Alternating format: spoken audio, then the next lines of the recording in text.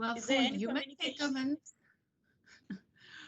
we're not fully a quorum yet for human settlements. Oh, I see. Okay, now we are. I see We there's are a member member here. Andre Carlos. We are. Hello, Maslodi Maseko. Hello. Rick, how are you, Rick? I'm good, and how are you this morning? I'm just as great as yesterday. Is it You mustn't be good. I miss my favorite Jack. You mustn't be Mr. good, Mackenzie, I miss you, Jack. You must. I do apologize, member Maria. I do apologize. So the last time I checked, you guys have offices, and we are open in Western Cape. You can go and have a coffee, but in my meeting, it's my time to maintain order. So good morning, members. Good morning. Okay. We are going to start now. It's 9:01. Shumis, we are a quorum. Minister Simas, good to see your face. Honorable members, let's start with the meeting. I think we received the agenda, all of us, and today we are going to discuss the land invasion. And let me start by welcoming Minister and the departmental officials and the city. Also, I'm wondering if MMC JP Smith is already here.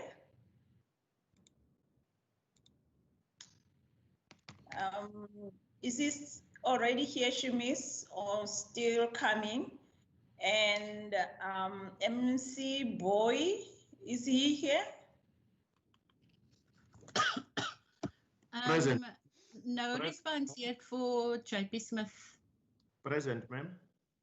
Okay, thank you. Mr. Boy is here. And the officials also, I hope they are also in the meeting. Okay. I think just for the record, let's make sure that, and they're from SAPS. Is there a representative from SAPS that have already joined us?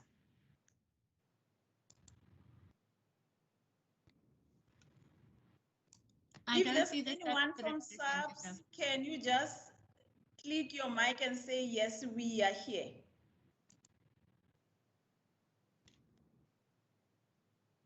Okay, I don't hear. That means they haven't joined us. And community safety officials, are they here? Mr. Louis Brown, are you with us today?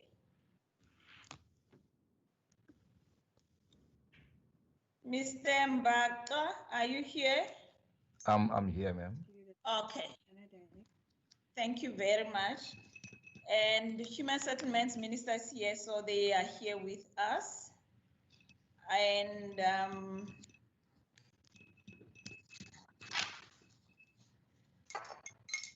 I think we only got from the city the names of Alderman Smith and Councillor Boy, so there's no officials that have been mentioned. If they are, Councillor Boy, can you introduce them? Thanks, Chair, and good morning to the honorable members of the province and also to the officials that are present. I think from our side, we should be joined by the Executive Director from Human Settlements, and also we should be joined by our directors, which is Ray Raguba and Rihanna Pretorius. So, but it's always a bit difficult to join the Microsoft Teams from our side because we're using a different platform. If you can kindly give them just about a minute or two, I'll check who's here. I'll try and check who's present. If you can grant me so that I can call them, but we always battle to get into this particular platform, Chair. Okay, no, we will allow them to connect. Okay, thank you very much. Okay, members, just apologies that I received from Minister Fritz. He's not going to be able to join us, but the officials are here. and also the head of department, Advocate Pillay, and also has joined us but sent the apology.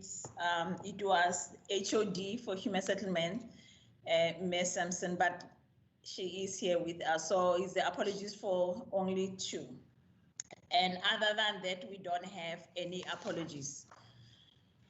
Just ground rules, members, the hand is when you want to speak. If you check on your screen up there, you'll see the hand. And if you need to, there is a point of order, the hand also, I have to recognize you.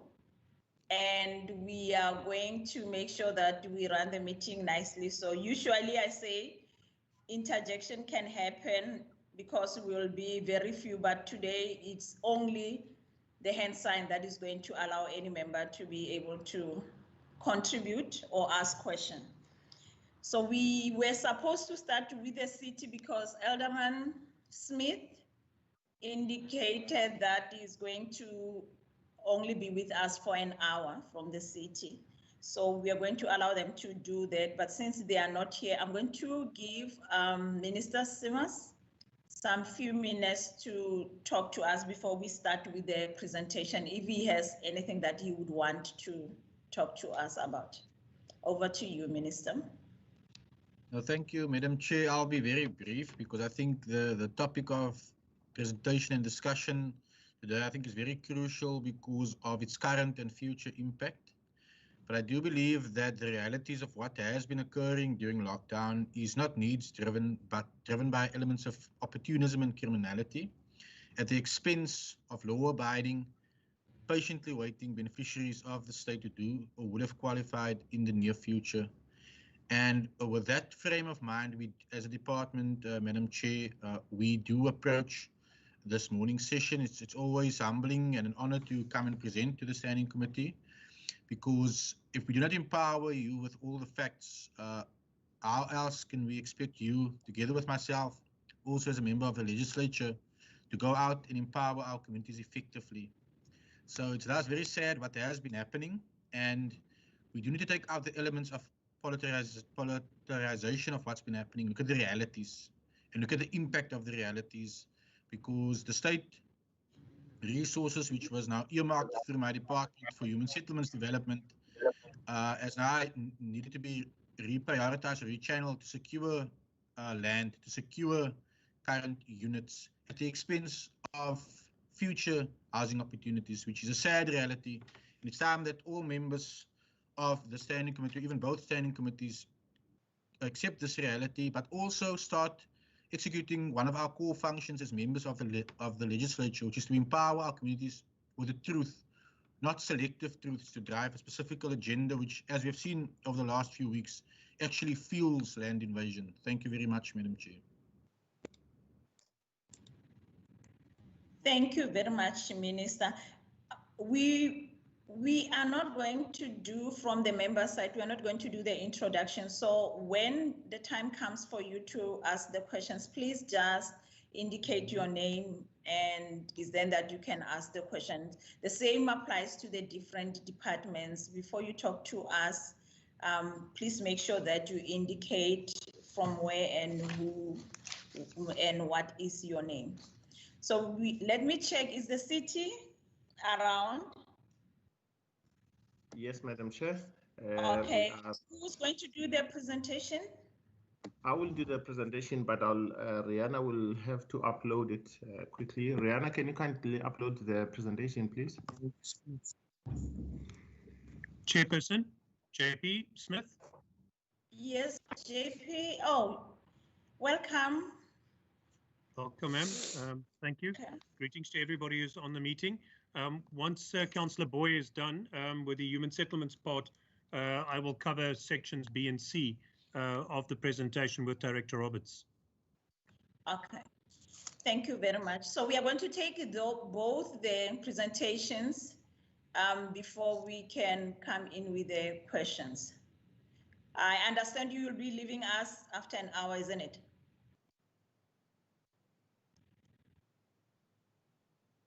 JP? Yes, ma'am. Are you going to leave us after an hour? Unfortunately, yes, ma'am. We have a meeting with SAPS that is unavoidable, and it's quite a high-level meeting, ma'am. Okay. You have about 30 minutes for the presentation. If you have a lot of slides, please address the issues that are on the agenda with your slides so that we can have enough time to interact with you before you go. So it's going to be 30 minutes for you and all the presentations and 30 minutes of the questions. Over to you, Ms. Boy. Thanks, Chair. Perhaps if Alderman Smith needs to leave within an hour and you're granting him 30 minutes, can I ask that we start with B and the C section so that we can allow him to vent his opinions on the matter and can respond to some of the questions, and then we can do our portion afterwards, if you permit, Chair. Thanks. Okay, I don't have a problem if both of you agree in that order. We are, I think, when I say we, I'm talking the standing committee and our guests, we are okay with that. Thank you so much. Alderman Smith, over to you and your team. Okay. Then you will, Chairperson, you'll need to permit me to load my presentation then.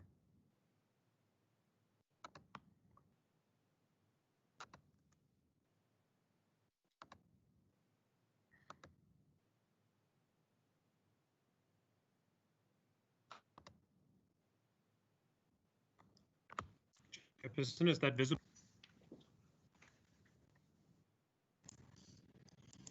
Not yet. Apologies. Yes, we can, I think now. Yes, we can see that now. Thank you, ma'am. I'm just going to hide the interaction window. Okay. Ma'am, the current status of the problem statement that we confront in relation to land invasions is at the moment that SAPS's deployment in the province is low by comparison to the rest of South Africa. We are below the national average, as the Western Cape Portfolio Committee has demonstrated. We also have a serious deficiency in POPs members, and the investigations that are required to make sure that these matters are brought to conclusion are absent.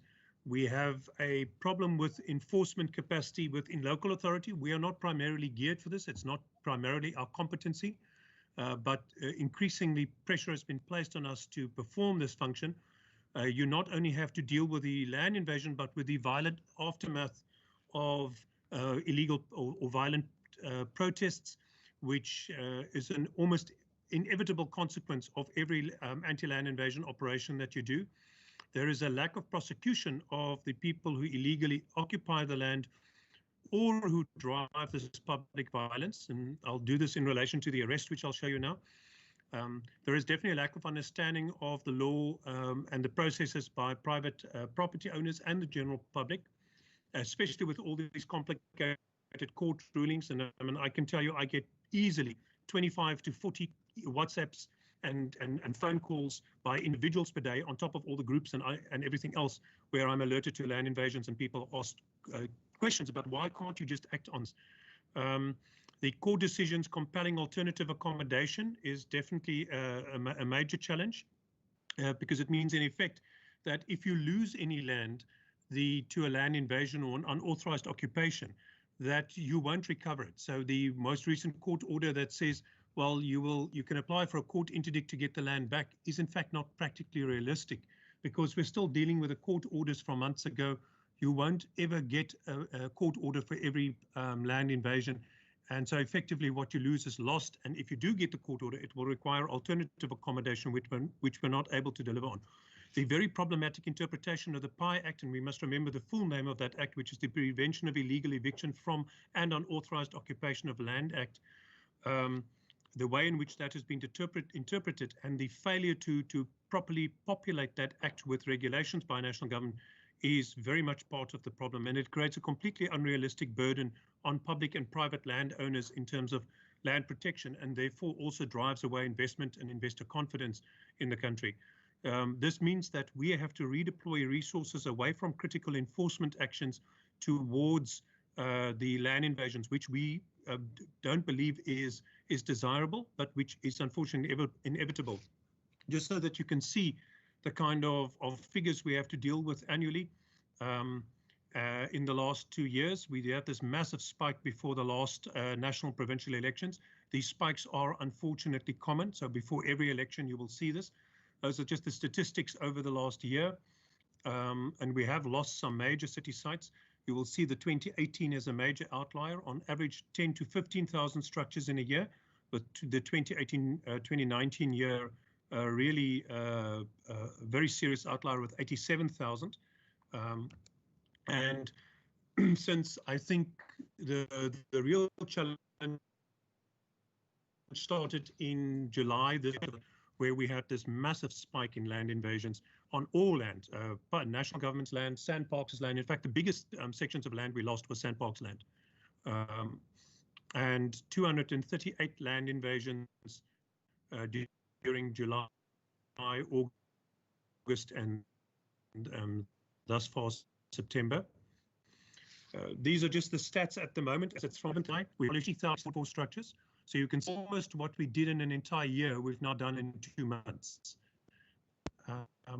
The land invasions that we've seen is 238, 28,000 plots cleared, 126 protest actions have followed those land invasions. We've made 111 arrests, and you will have seen that we've issued numerous public statements calling on the criminal justice system to ensure that there's consequences for the people involved in these actions, so that we can stem the public violence.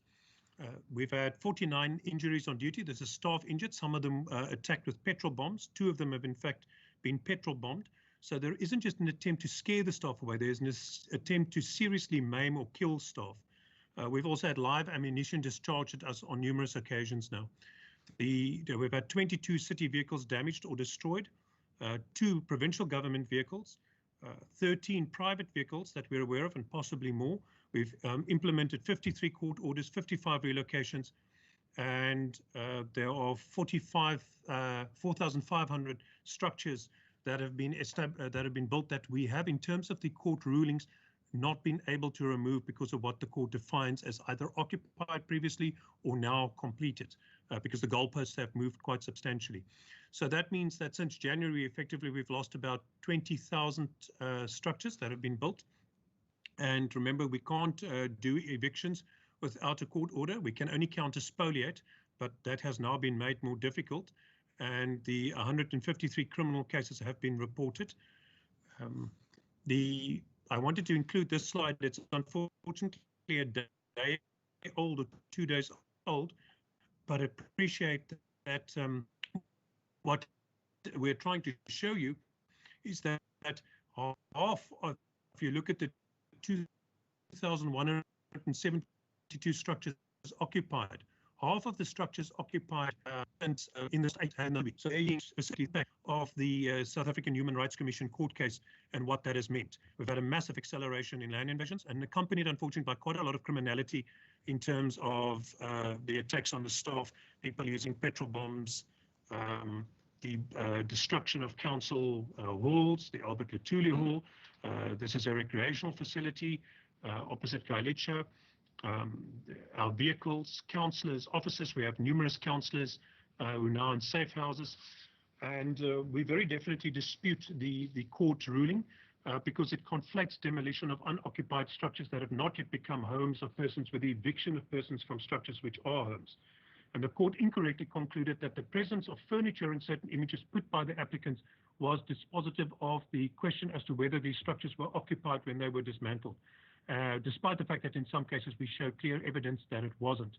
I mean, I'm able to show you pictures of where a bed is placed on the ground, surrounded by 20 or 30 centimeter high grass.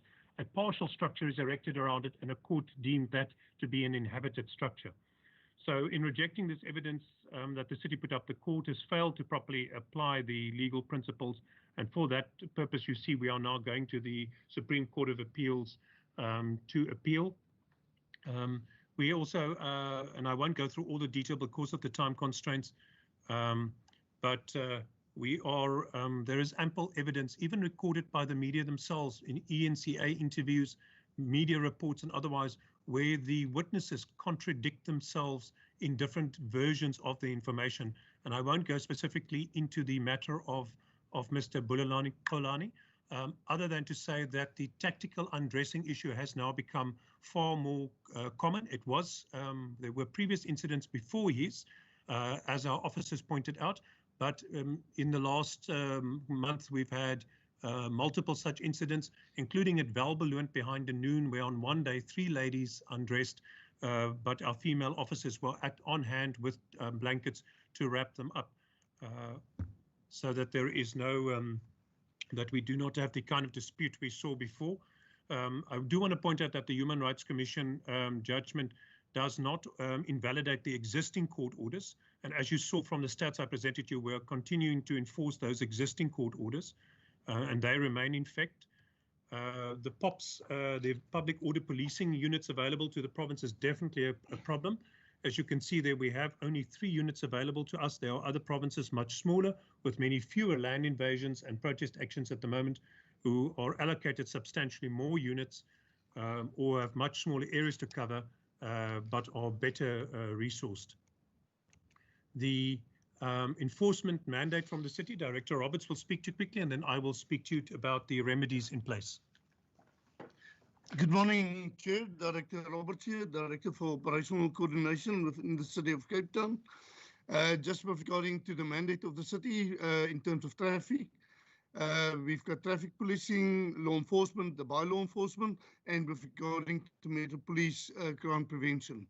Then, Chair, with regarding to the purpose for our new operational approach is just to ensure an integrated approach with all the role players to identify the high risk, medium risk and low risk areas with regarding to land invasions, and to identify the identification of threats against identified land, should it be national, city or private land, the prevention of any invasions on this land, patrolling and monitoring of the land parcels, reporting and registering the trespass cases, watching briefs, and the analyzing of CCTV footage and social media. Then, as well as the analyzing of information with regarding high flyers and who's behind this orchestrated actions, and then also the applications of court orders and for court cases. Then also the mapping of land invasion incidents, integrated planning with the South African Police Services, the station commanders, as well as with public order police, and then also compiling of maps with regarding to ownership, and then the responsibility of the South African Police in terms of SAP's National Instruction 7 of 2017. Chair, I would just want to go through the slides quickly. We've got the roles and responsibility of our strategic information management system. That is more to gather all the information with regarding to land invasion so that we can operationalize it at the end of the day, and also get all the footage and the video footage available for SAPs to do the proper investigation of the protest action cases, malicious damage to property, the Amendment Act with regarding to essential infrastructure, as well as trespass cases. Then with regarding to the roles of responsibilities of the SSIU is to shadow investigations with the South African Police Services, and should there be a need for any information by the police, we will provide that particular information to the police. We downloaded all our images, our footage, everything to the South African Police Services for the special investigation, and we are also using the analyzing of social media in order to identify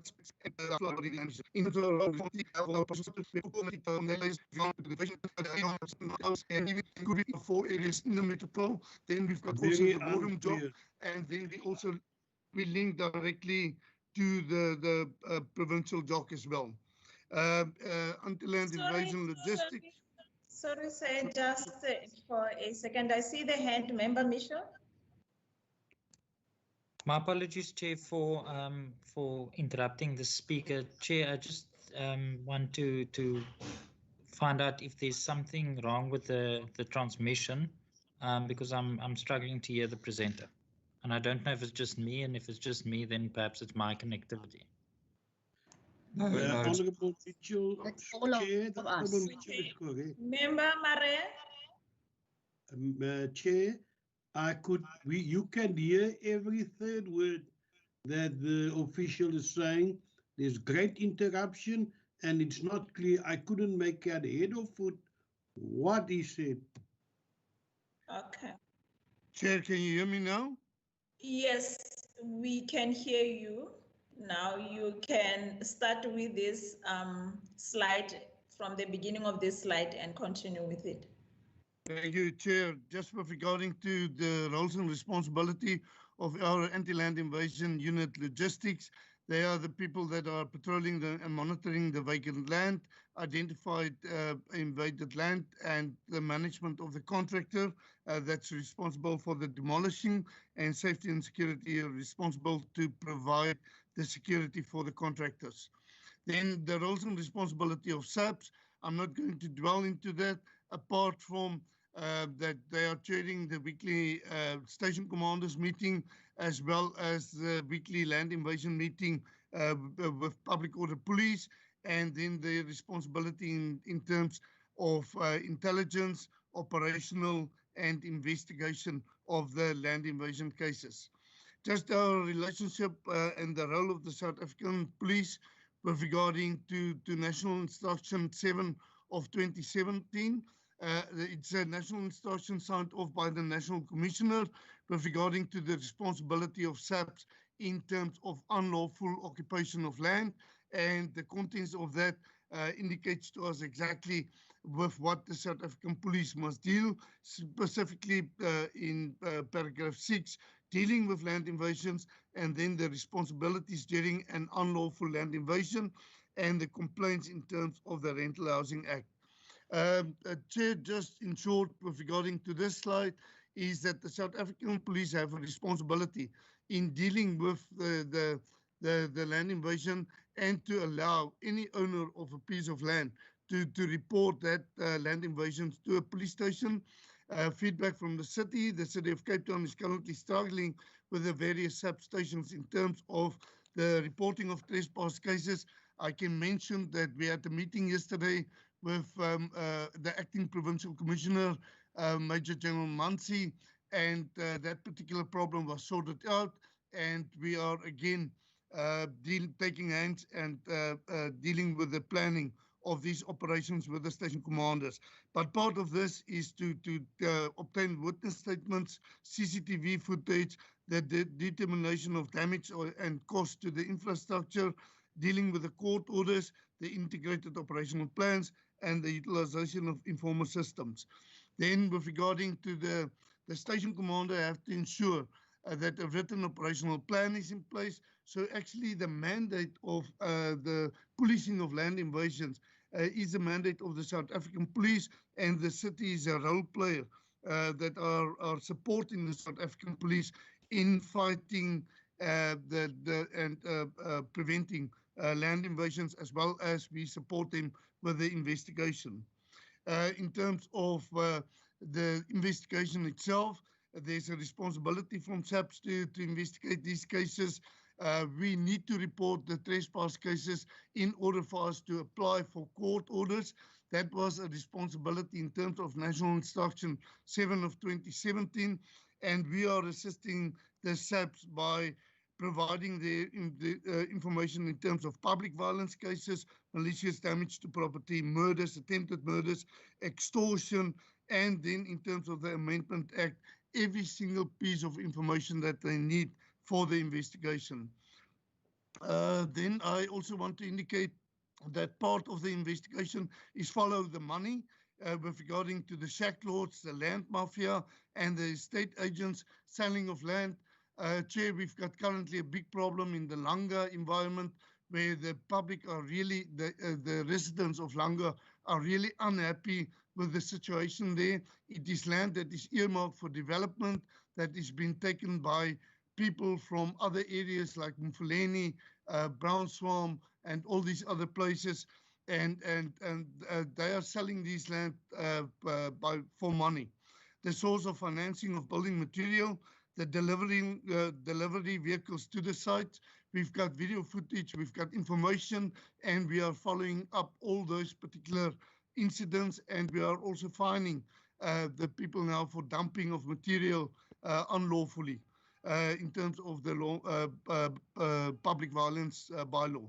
Then SAPS in terms of national instruction, I just mentioned it again, and then SAPS and POPs availability of resources to deal with this operational approach. In lockdown period, and that was in the beginning of July, the relationship between the police and the City of Cape Town was not what it should be.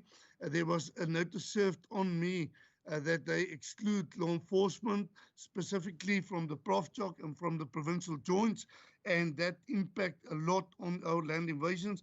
And the city was responsible to deal with land invasions for more than a month alone on our own without the assistance of the police due to this instruction that was given.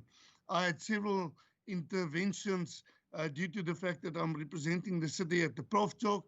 I approached the Provincial, I approached the MSC, I approached the cabinet in dealing with these issues. I approached the provincial commissioner, and at last there was a meeting between DOCS and the City of Cape Town and the South African Police, and then there was an agreement that there will be a meeting called between the Executive Director, Richard Bosman, as well as the Provincial Commissioner to solve these problems. Apart from that, we are dealing with a guiding document in terms of the SAPS national instruction, and that is part of our operational coordination. Then the availability of SAPS to form part of these operations, that was sorted out in a meeting yesterday. And then land invasions, operational planning meetings daily with SAPS.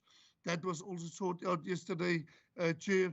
And then I just want to indicate to you that we are still having our operational coordination with regarding to our core command group meetings with SAPS in order to address crime. That's on a Monday and a Friday. And then also representativity on the different joints. And then also I'm representing the city on the COVID-19 Provincial on a Tuesday. And I must say there's a good relationship with SAPS in terms of any other crime prevention issues. It was just with the land invasions that we had a problem, but that was sorted. Then just the response plan. Chairperson, so we took immediate interventions in the beginning of July to impact on the situation. We had community engagements with the sub-councils, the different MMCs and the mayor. The mayor convened almost weekly or several meetings and task teams and report back meetings. The resources were expanded in terms of the security contractor, budget permitting, but understand that the SA HRC court case actually precludes us or prohibits us from expanding those resources, which is a very difficult ruling to understand, but that's as it is. We're insourcing additional safety and security staff. Now, in terms of that court order, we're saying if we can't contract contractors, we'll hire internally to be able to fulfill that function. We have engagements with SAPS on a daily basis now, or regular basis. And there's additional public order policing training being prepared for our staff, because we can see we're going to have to do more and more of this over the next year, likely. We have the joint operating committee for land invasions and the weekly task team with SAPS. There's a number of mitigation strategies we've created since the beginning of the year. The ops room at Ndabeni. We've expanded our anti-land invasion unit in response to what's happening. We've expanded our Metro Police Tactical Response Unit. We're in the process of doing so. We have purchased additional hardened vehicles because so many of our vehicles are being smashed up. We've improved the monitoring of land and are trying to increasingly do so through aerial surveillance, because ground-based surveillance is dangerous for the staff. We're starting to do the shadow investigations by our investigative unit in support of SAPS. Councillor Mzwaki Ngavashe is working on the unlawful occupation of land bylaw, or unauthorized occupation of land bylaw, in terms of our powers to fill in some of the gaps left by the PI Act, where we are not in contravention with the national legislation. And of course, we've got the expanded powers of law enforcement. There is an underutilization, I think, of city and provincial powers. The city has a province has a range of concurrent legislative powers with national government that I think need to be explored more comprehensively.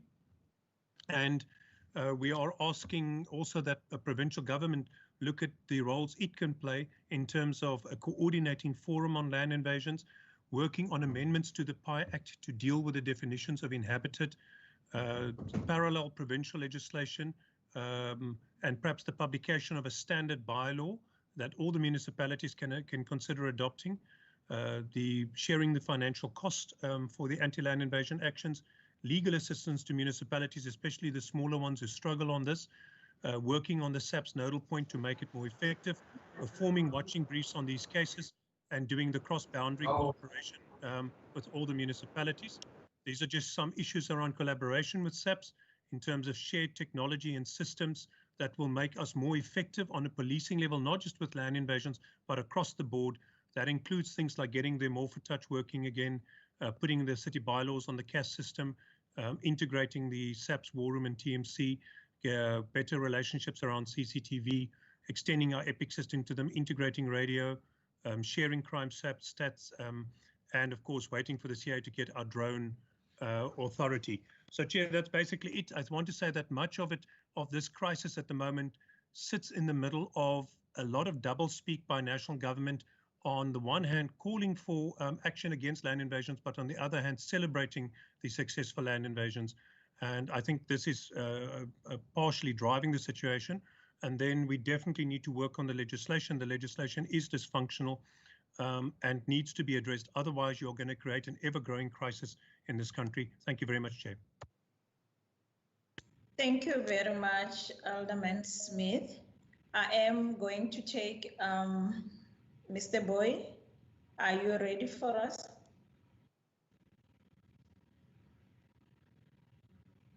Thank you, Chair. If I ask before you start, how many slides are you going to present? There are not many. There are about 30 slides or so. 30 is too much. But Okay, I'll go through them. It's about 30. But you can give Alderman Smith a chance to, before he leaves, and chance to take some questions. I agree to that. That's fine by me. Okay, I thought that you have minimum that we can interlink, but if you have so many, although we don't have a lot of time for about 30 slides, you are going to be allocated lesser time. I am going to request that we take the questions from the members. But members, before we take the questions, I think we have Brigadier Borgman with us, and he indicated that he doesn't have a presentation. We can ask questions. So through your indulgence, I'm going to ask that we ask the questions. You can ask and indicate if it's for SAPS or if it's for the city for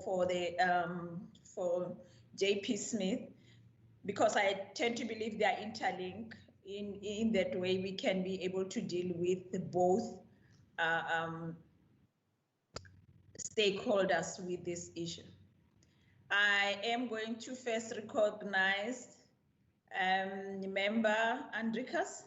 I see your hand. And Member Mare, is it a new hand or old hand?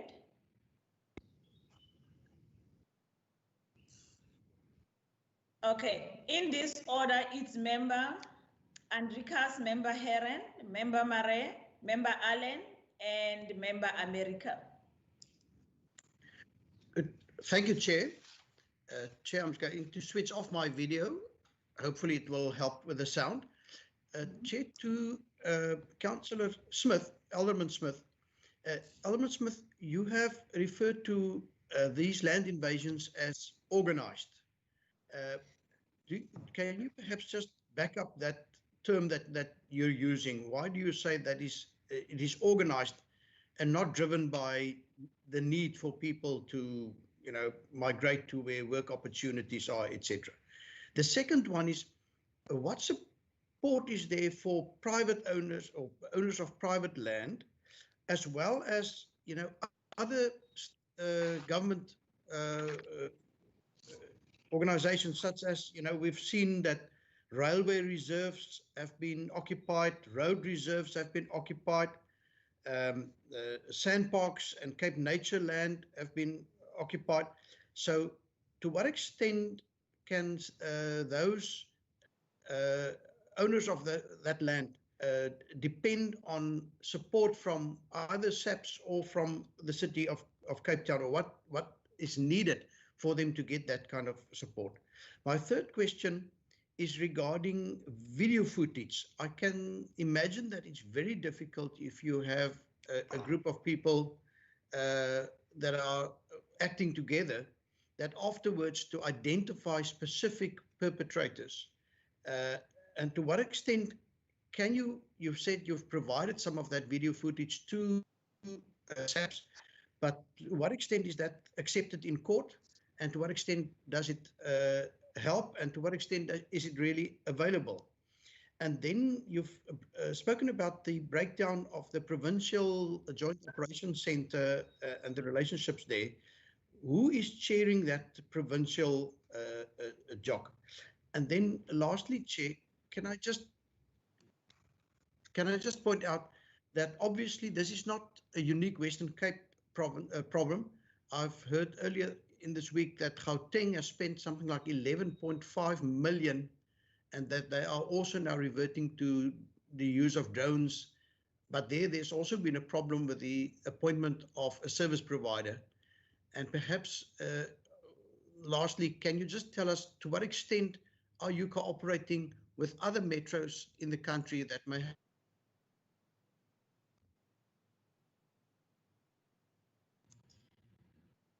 Member Andrikas, I think we have lost you there.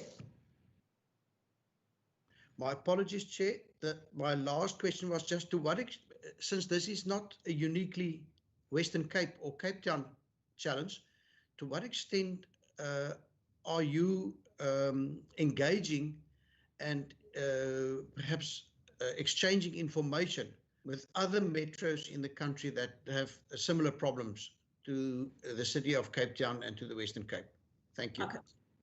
Thank you very much. Members, we are going to have limited time, so when you ask questions, try to be direct with the questions, although I'm not cutting you short. Just be mindful of time. Member Heron, I hope, Mr. Smith, you are recording the questions so that it's not difficult for you to respond. Diligently, ma'am. Okay, thank you very much. Member Heron, over to you. Thank you, Chairperson, and thank you for the presentations. I mean, I think it's unfortunate that we've landed here with the questioning, because I think it's important to see the law enforcement action in the context of the human settlement solutions. But now we are focusing mainly on law enforcement actions without understanding how we're going to address the homelessness and those challenges that must give rise to this. So we've heard comments about this being orchestrated, and you know, I would also like to understand the evidence for the orchestration.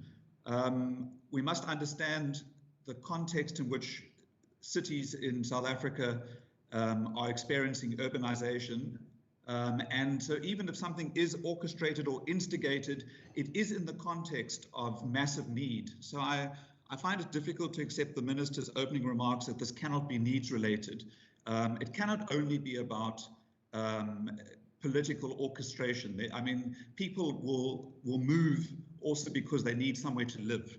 So I hope that the next part of the presentation will deal with the solutions and not focus only on the criminality or the criminalization of poverty.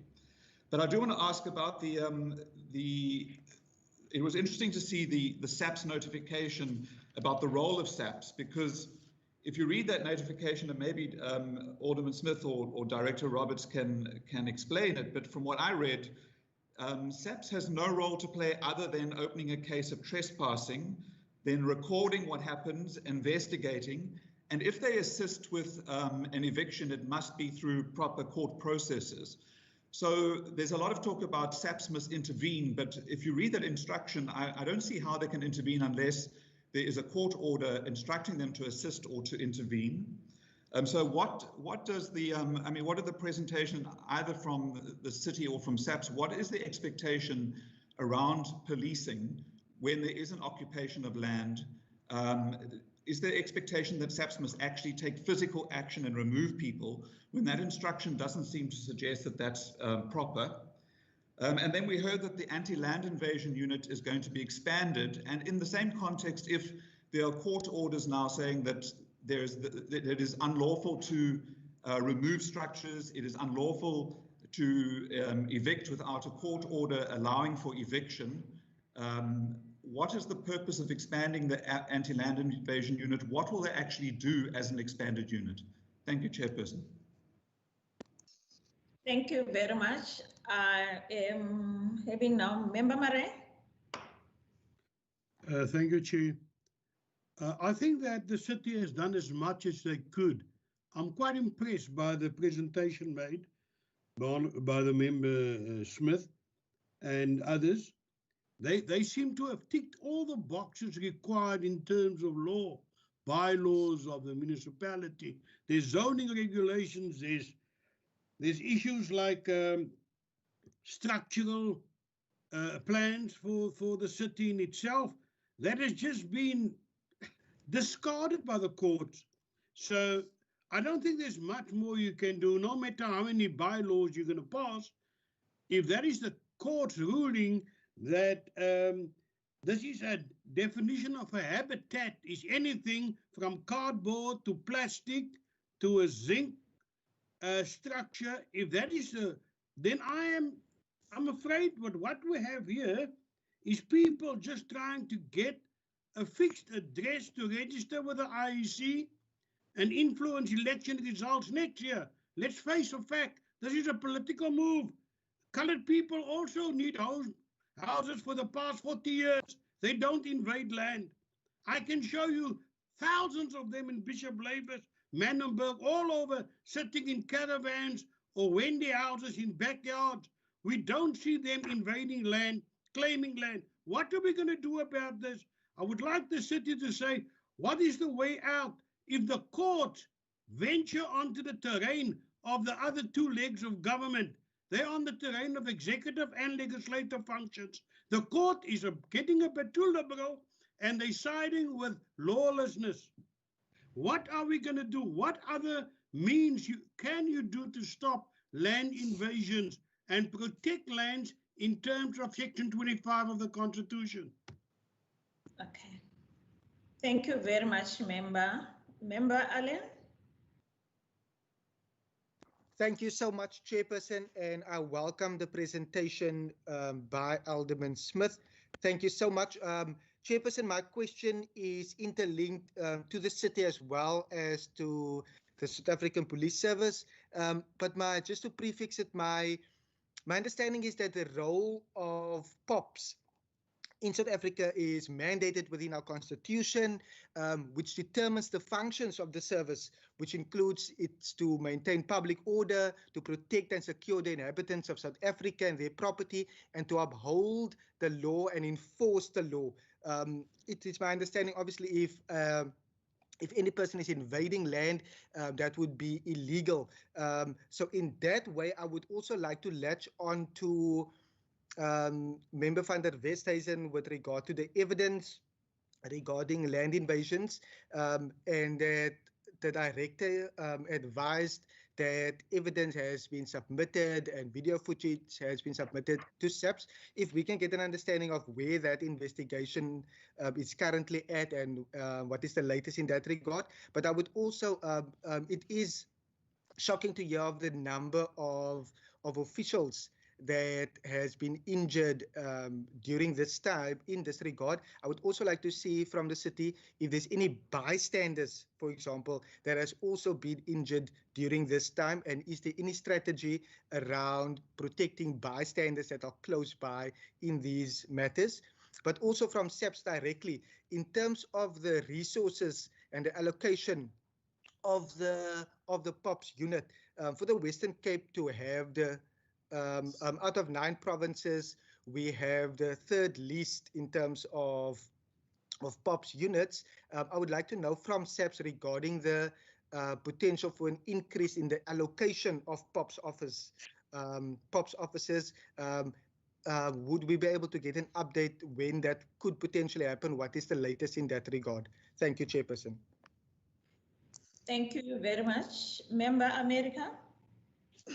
Thank you, Madam Chair. I'm broadly covered by the previous speakers, but in addition to the questions raised, and I would like to express my appreciation for the presentation and have empathy to our colleagues in the city to deal effectively with this growing challenge that they face.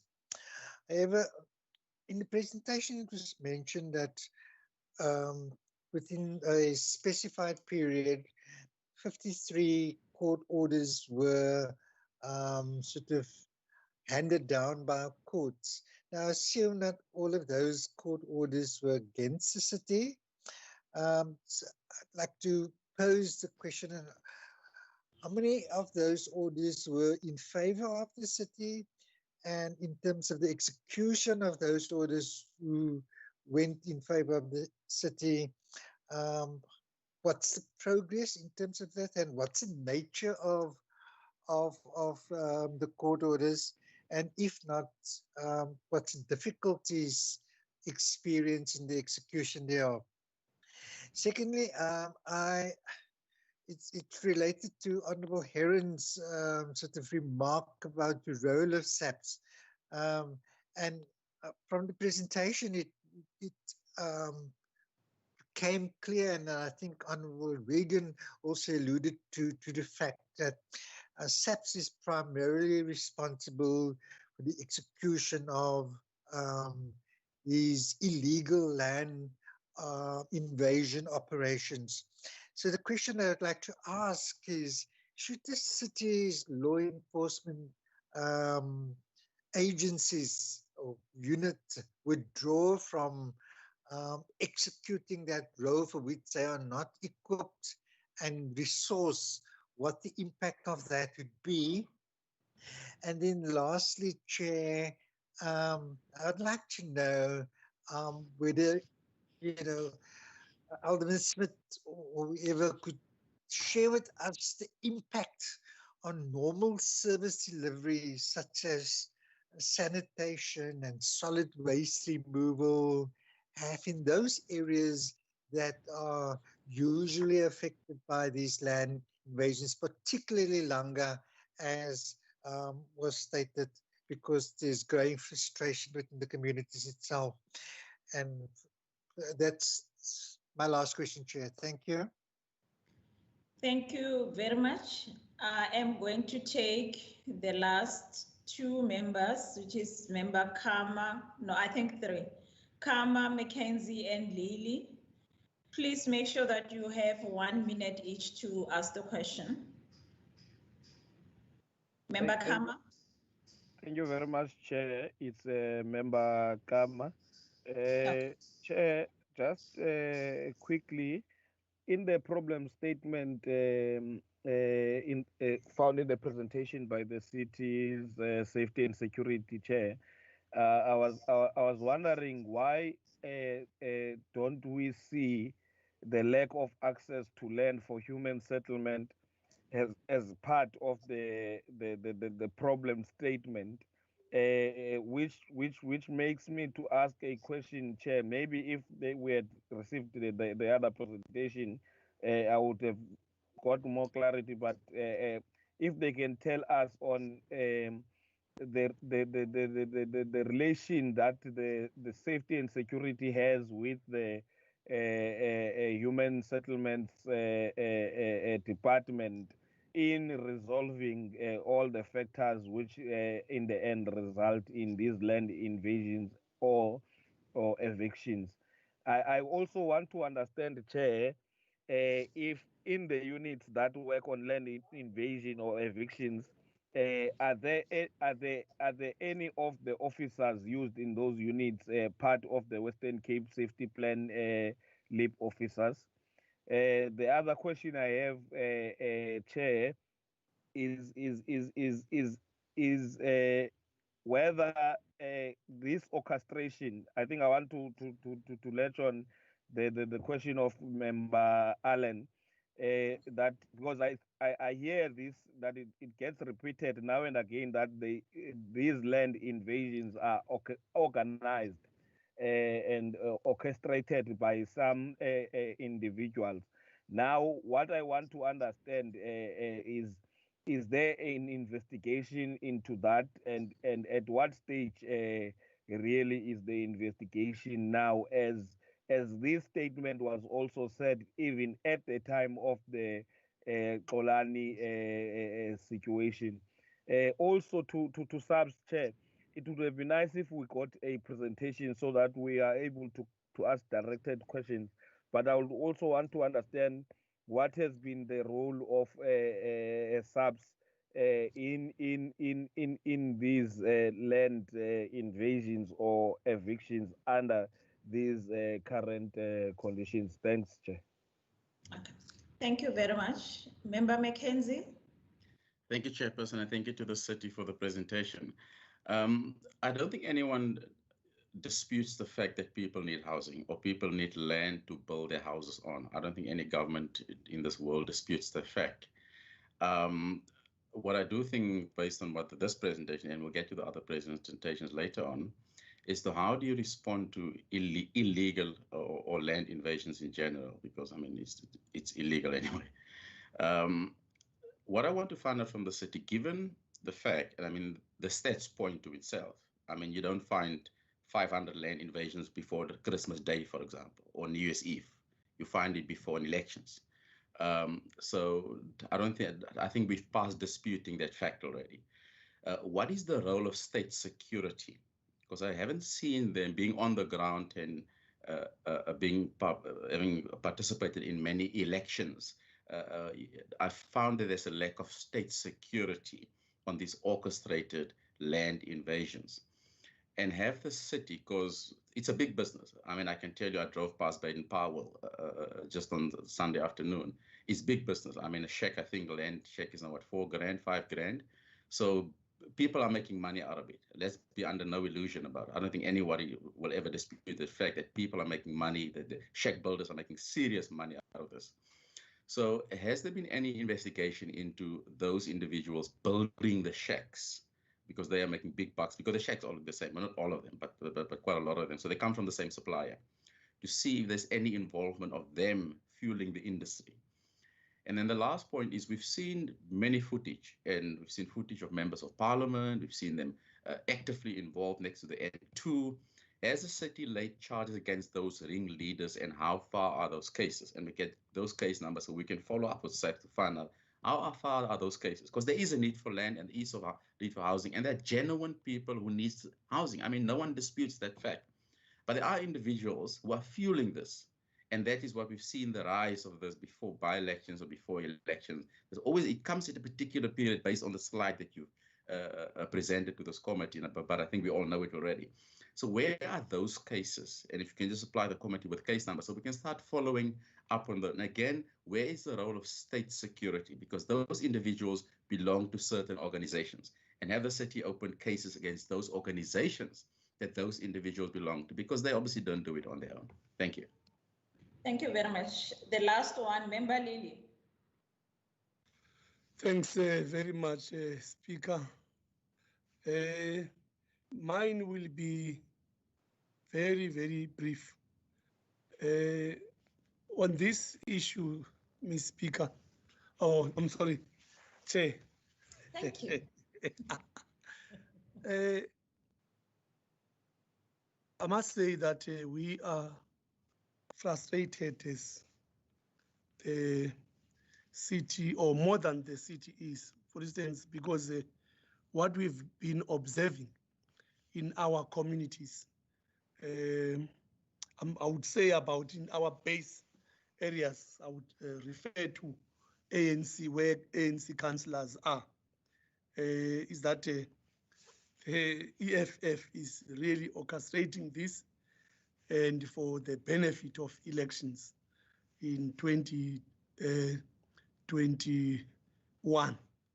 And we find ourselves now in a dilemma where on the other hand, the city is not helping us in actually sending the law enforcement agencies in time to prevent these land invasions.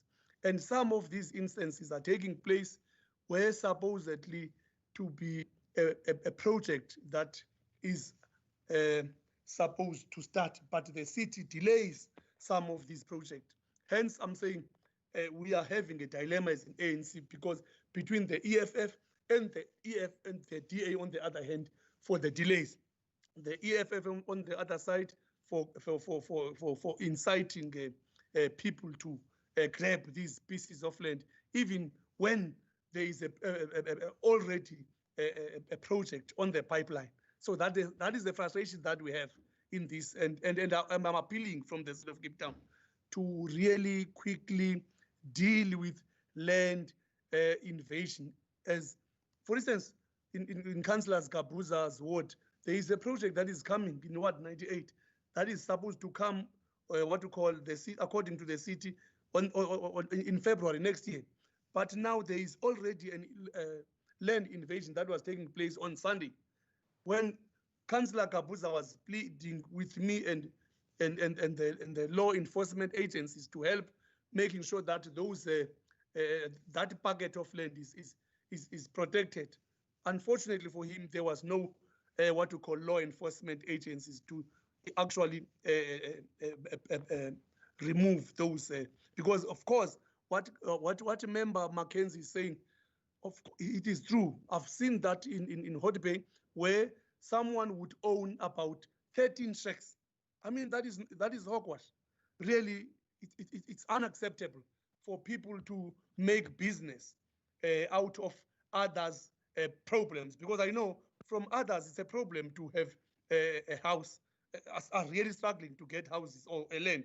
But for others, they are really doing this for business purposes, and we need to deal with that. We need to have something in place to deal with those hooligans and thieves, because corruption does not stop up there. It is also on the ground where we come from. Thanks very much, Chairperson. Thank you. Thank you very much. Alderman Smith. Members, if you can drop your old hands, I will appreciate it. Honourable Chairperson, I'll try and be quick. So in terms of the organised nature of the land invasions, I think we have seen evidence of selling the plots. We'll show you an example in Councillor Boy's presentation. We've seen definite evidence of landlords who have come out in these processes and been exposed. We have witnesses who have come forward. I mean, as recently as last night, I was speaking with one such witness who I then reported to our SSIU to go and try and get a statement from Khayelitsha, who identifies clearly the organisers and orchestrators of it. We have seen definite examples of profiteering, because when we remove some of the structures, people come forward and say, but I paid for that structure, I'm entitled to it, I paid 1,500 Rand or I paid 7,000 Rand for that structure. So we are getting this. Unfortunately, very few people are willing to give you statements in that regard. We see delivery trucks come, expensive delivery trucks with large amounts of materials for clearly orchestrated land invasions. We've seen people with new equipment in Kraaifontein. Residents pointed out to us that groups of people had arrived to orchestrate the attack on the raceway there with new bolt cutters and new hammers and stuff, specifically, and new faces who the community didn't recognize. And there's some of this in Councillor Boy's presentation. The point I think to make is that I think Member Heron is dead wrong on the issue of criminalization of poverty. This is not, in fact, at all that, but the very simple protecting of land of communities who do not want land invasions. I think you can only say that if you sit very far removed from the problem and you are not, in fact, having interaction with the people on the ground. Because if you do, you will, one gets daily hundreds of complaints over a week or over a month from residents in Khayelitsha, in Hangberg, in Bloekombos, in Kraaifontein, in Dunoon, in Umfuleni, all over, from the people trying to protect initiation sites, from ANC councillors and MPs even, by phone, by text, and even in portfolio committees. And these same people have rights too, and they are in fact on the right side of the law. As Councillor Kaya Yosi on the Safety and Security Portfolio Committee said in the Portfolio Committee, that he's grateful for the city for responding effectively to his community's complaints as best as he could see, for the professional response, and that the failure to stop land invasions strips the community of land for amenities and facilities and future development and economic opportunities. Every land invasion is increased fire and flooding risk, crime through lack of crime prevention through environmental design, and a lack of services because you can't properly service the area. You're condemning everybody who lives in the section of unauthorized land occupation to a very protracted period of very unpleasant or low quality of life. And the owners of the private land, if I can respond and say, it's very hard to get them to be involved. A lot of them are fearful and scared. They've been threatened. They are told that their houses will be burned down if they don't give access to electricity and water. So I think there's quite a lot of fear and intimidation there. And the main problem is the way in which the Trespassing Act is applied. So if this portfolio committee or any of the members from community safety want to apply their mind to it, a major crisis here is the Trespassing Act and the effective invalidation of the Trespassing Act through what is happening in our courts and otherwise. They've effectively stripped that act of any meaning. It's very difficult to get the private landowners sometimes to respond. We try and err on the side of support for them. Sandparks has been a major challenge.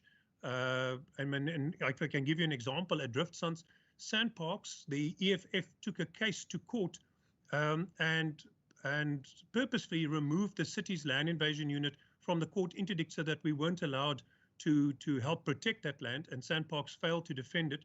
So we were removed from the court interdict. I took it as a compliment that the EFF recognized that we were playing a very effective role in blocking them. But that's as it is now.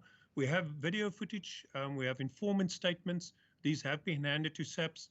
The ProvJoc is managed by Major General Lincoln, and I think he could give you more information about how that works and coordinates the actions. Gauteng, it is right that Gauteng is taking massive action, aside from the MEC Faith Mazibuko standing in the middle of land invasions, tweeting about them and bragging about them with the demolished structures around her. She also makes statements like, "We're coming for you and your days are numbered," and they've appointed 1,500 extra enforcement staff by the Gauteng provincial government to go and demolish structures.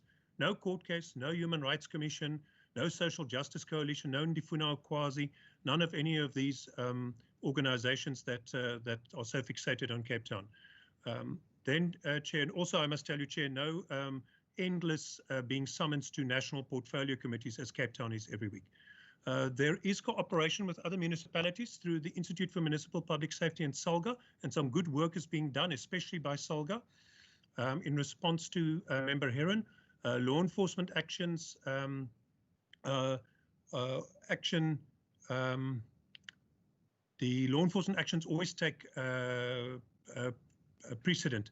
We are very careful to make sure that when we act, it is in terms of a legal basis, either as a counter-spoliation action. We do not evict people without a court order. We counter-spoliate, but of course that goalpost has been massively moved by the Human Rights Commission case. Some of the information he's asking for is in the Councillor Boy's presentation, where we explain that there is a lot of work on human settlement side. We are not in fact prioritizing enforcement as the response to this at all. SAPS have a very specific role to play in all of this, and they have the same responsibilities as the city in terms of preventing the unauthorized occupation of land. It's a national act and it's enforceable by us all. The National Instruction 7 of 2017, we reference this in the slide, makes very specifically unpacks SAPS's role in this. And if you had to look at a small rural municipality, how would they, with 7 staff or 5 staff, effectively stop a land invasion if not for SAPS? So you must understand that clearly SAPS have a role to play. The anti-land invasion unit has already been expanded, but we are expanding it more. mainly in relation to the fact that the court is trying to block us from using external contractors. So we will insource the staff itself, because we cannot just let the land be invaded. Because after that, you will see many, many violent protest actions of people demanding services on land, where very often services are absolutely impossible, as the member knows well from his time as the mayoral committee member for what included human settlements. We can still prevent the structures, but we have to act extremely quickly, and therefore additional staff is needed. I note Member Marais' comments, Chair, with regards Member Allen. We did reference the 153 cases we opened. We really sympathize with our injured staff. I've gone to visit some of them and sent them gifts. We've seen a death in Kraaifontein, very sadly, from live ammunition. We're confident that it wasn't a city firearm, but we are cooperating with the investigation. And there was another example where in a protest action, a firearm was discharged and killed a child. And the person who did that was part of the protesters. So that is very problematic. There've also been attempted death, attempted murder cases opened. To Member America, the court orders I'm referring to are court orders to protect land from occupation, and we are all giving effect to those court orders wherever they are in place. There is a massive impact on our services because of the protest actions in certain areas. They are effectively red zones, and we are constantly being asked for escorts. This is massively impacting on our available resources. It's a huge drain on resources. To Member Kama, the lack of funding for housing from national government and the halving of our housing allocation grant is covered by Councillor Boy in his presentation. Our anti-land invasion unit is a fully integrated unit between safety and security and human settlements, and it's led by human settlements in the city. Our LEAP staff were not used at all until the last 2 weeks since the Human Rights Commission ruling, because we've now had to step up our action because so much more rapid action is required. To Member McKenzie, the State Security Agency are part of the ProvJoc and part of the Intelligence Coordinating Committee. The instigators of these actions are well known to us. They're very well known and documented. We are increasingly building files on them because we see them at every land invasion. We see their social media utterances. They're linked to organizations like Ndifuno Kwazi, the Social Justice Coalition, and others. They're employed by them in some incidents and Reclaim the City, and they're funded by international funding organizations whose South African representatives are known and former and current political figures who channel that funding. So I think these dynamics are understood. We understand what's going on here. It's not a mystery to us. I am encouraging docs to consider doing more watching briefs on these cases, and we're happy to pass docs the case numbers here. With Member Lilly, I have great sympathy with him. I agree with him about the EFF involvement. The Speaker has initiated actions against, I think, at least 2 EFF councillors at the moment. We are responding to every complaint, but to the member, it's not that we don't want to or delay. We are just overwhelmed. If you can see from the volume of what's happened there and the fact that increasingly it's been made harder for us to be allowed to remove a structure because of the Human Rights Commission case, we are now losing structures, and with that we are losing projects. So these delays means that that projects have had to be removed from the budget. We can no longer deliver on them, and also that they've been delayed by the constant attempted land invasions and protests that go with them. We have identified 6 high flyers, and I want to just say that I commend the bravery of some of the ANC councillors who, in the face of very great threats and violence, have stood up bravely, specifically Councillor Kachwa, who I have great admiration for. He's been very brave and he's been very substantially targeted. He's had to be put in a safe house by the city. And Member Lili is right to be frustrated, but I will tell you that the root problem here is the broken PI Act and how the definitions are structured. That definitions needed to be populated by regulations, which national government have failed to make over a very long time, even though SALGA have asked them to. And the very, very problematic, and I think now unlawful, disaster management regulations that are being abused and which effectively offer protections that undermine other constitutional rights in terms of, I think it's Regulation 53 at the moment, that makes it extremely difficult to address structures. Thank you, Chair. Thank you very much. Members, is there any clarity or we must release? Chair, may I run? I'm already 15 minutes late for my meeting with SAPS, ma'am. Okay, thank you very much, Alderman Smith, and we appreciate your presence today. Thank you, ma'am. With that said, members, sorry, Shumis, is Brigadier Bowman with us? Yes, he is. Okay. Is there something that you would want to address? Because I think there are some questions that were interlinking to subs. Brigadier Bowman? I don't see him in the meeting. I see him as a guest. I wonder if he's going to be able to speak to us. Okay. Good morning, Honorable Nasibuko. I'm Brigadier Bowman, and I'm from SUBS. So I'm here with my team we will respond on based on the questions that was posed to us. And Yeah. I have here with me Captain Stefanus, who will also help me in the process of answering all the questions. Okay.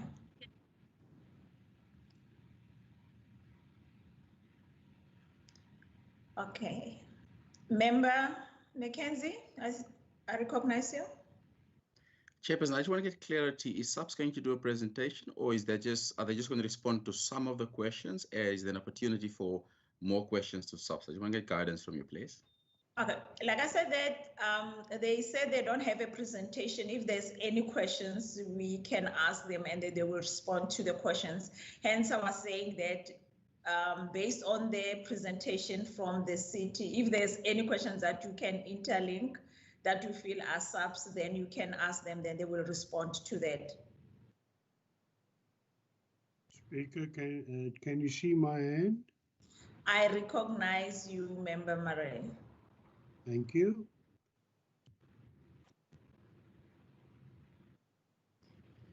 Go on, Member Murray, before we start with... Thank you. SAPS, can you please tell me and respond? Is the Western Cape Police Commissioner involved at all in this dispute?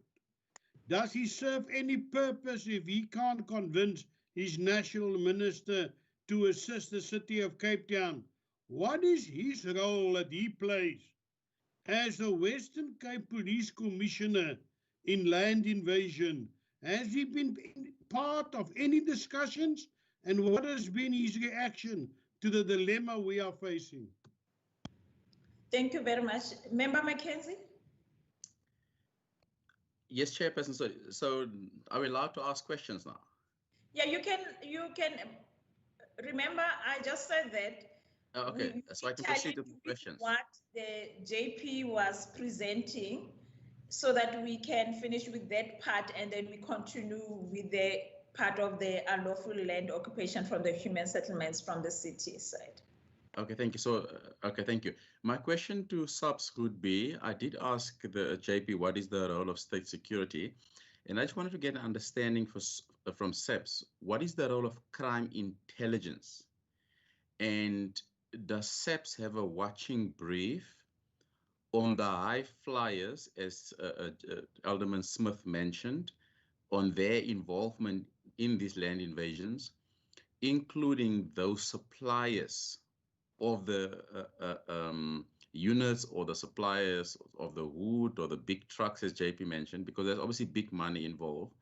And SEPS have a watching brief on those individuals and on those particular cases, because obviously one wants to break the cartel from the top, because if you can break them from the top, it's easy to deal with at the bottom.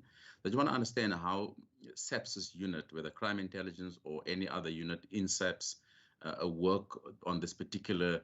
And I'm not necessarily talking about the POP units and those hardworking officials on the ground trying their best. I'm talking about the strategic units, the top management of SEPS, how they deal with the high flyers. And is the Hawks involved in dealing with some of, because this is not only a problem in the Western Cape, although much bigger, it's a problem in other provinces as well. And I just wanted to get an understanding where that is being dealt with strategically to avoid this consistently every single year becoming a problem, excluding the human settlements part, which we'll deal with later on. Like I said, we all know people need houses and we need to provide for them, but there's a fueling element that consistently comes up before key events in this country, which is in elections. Thank you. Thank you very much. I think it was only those two hands. No, Chairperson, my hand is also up. Okay, I did not see it. Over to you, Member Heron. Thank you, Chairperson. I just wanted to get an answer to my question, which I did say was to City and SAPS, around the notice or the instruction that Director Roberts put up on the slide from 2017, which was a guide or an instruction to SAPS regarding their actions with land occupations. That slide spoke about it, that SAPS must open a case of trespassing, must keep proper records, must investigate, and must follow proper court processes. So I wanted to understand from SAPS how they operationalize their role with this challenge that we have in this country. I mean, is that the extent of their engagement, to open a case for trespassing, or are they operationalizing their role in another way? Do they physically prevent occupations? Do they remove structures? How do they operationalize and interpret that instruction? Or is there another instruction that we haven't seen? Thank you. Thank you very much, Member. Over to you, Brigadier.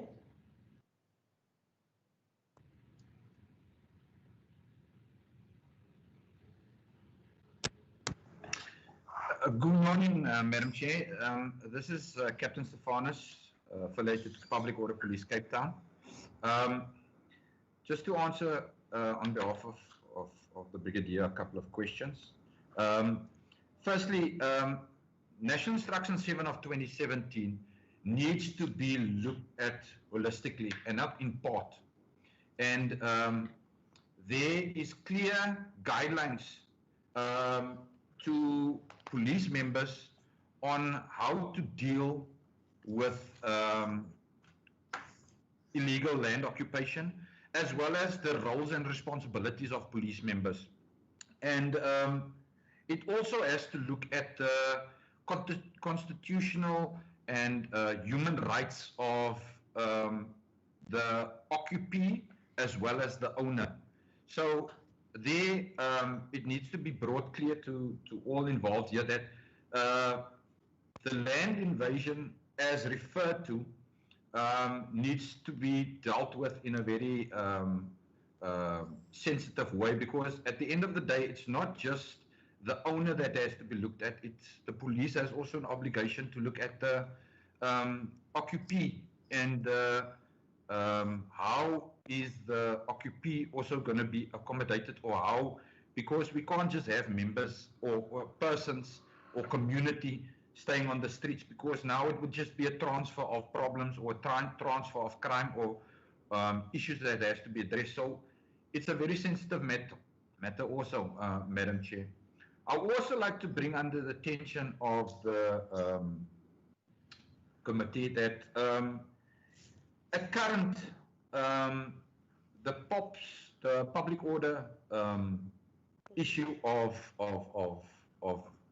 capacity is being addressed by the National Commissioner, and it is a concern, but like I said, at this stage, it's on the level of the National Commissioner being addressed, and ways are being looked at how public order in the Western Cape will be in the capacity will be accommodated.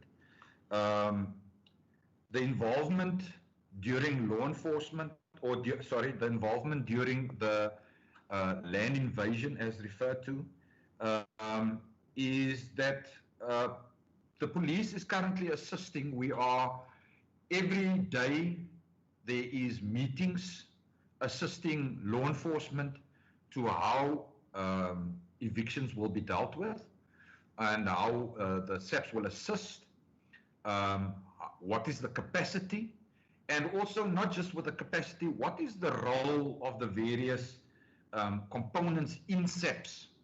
For example, the VISPOL, the station members, the public order police with a crowd management capacity, because that's also important, that there's a crowd management capacity.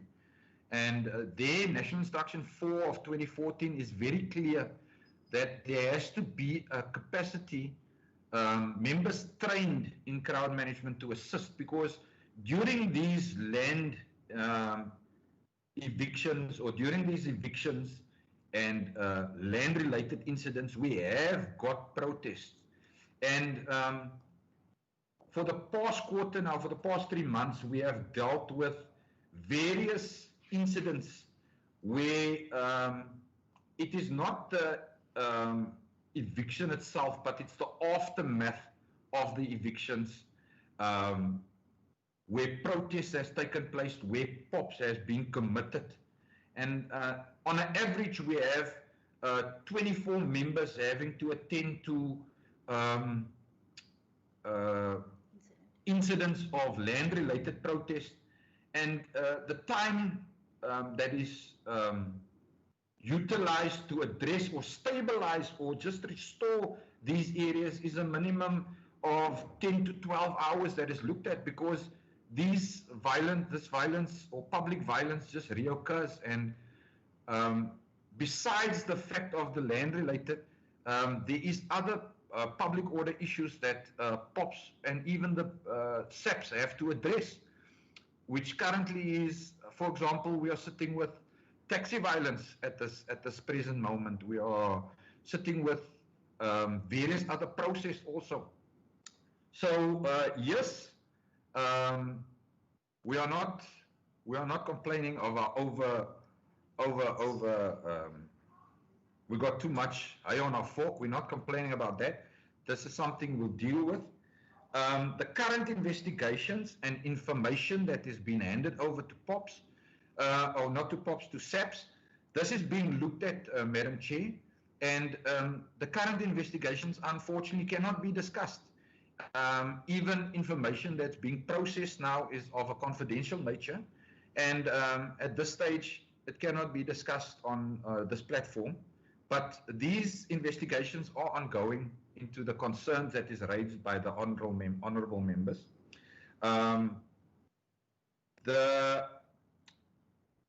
just like to also, I think it's Honourable Member Marie, the current Provincial Commissioner is female Lieutenant General Matakata, and she is giving all her cooperation, and she's utilizing all her components in her environment to assist and address land invasion that's currently occurring in the Western Cape.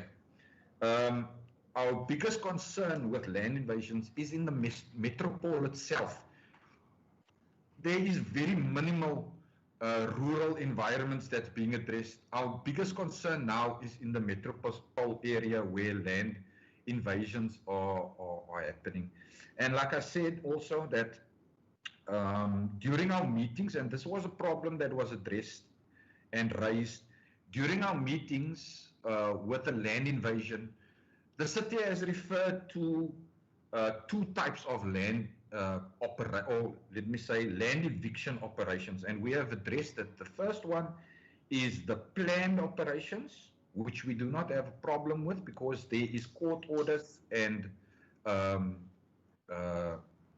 planning that takes place there. But our concern lies with the unplanned operations, as they refer it to. And these unplanned operations is which usually escalates into the public violence that we're having. I hope that these questions or the questions of all the honourable members have been answered, Mrs. Chair or Madam Chair. So if there's anything else or other questions that we eluded or not answered, please redirect so we can answer that. Thank you, Madam Chair. Thank you very much. I think we are going to take another presentation from the city, and I believe that in a way you are also going to be asked questions as it will interlink to that as we see the presentation happening. Over to you, Mr. Boy.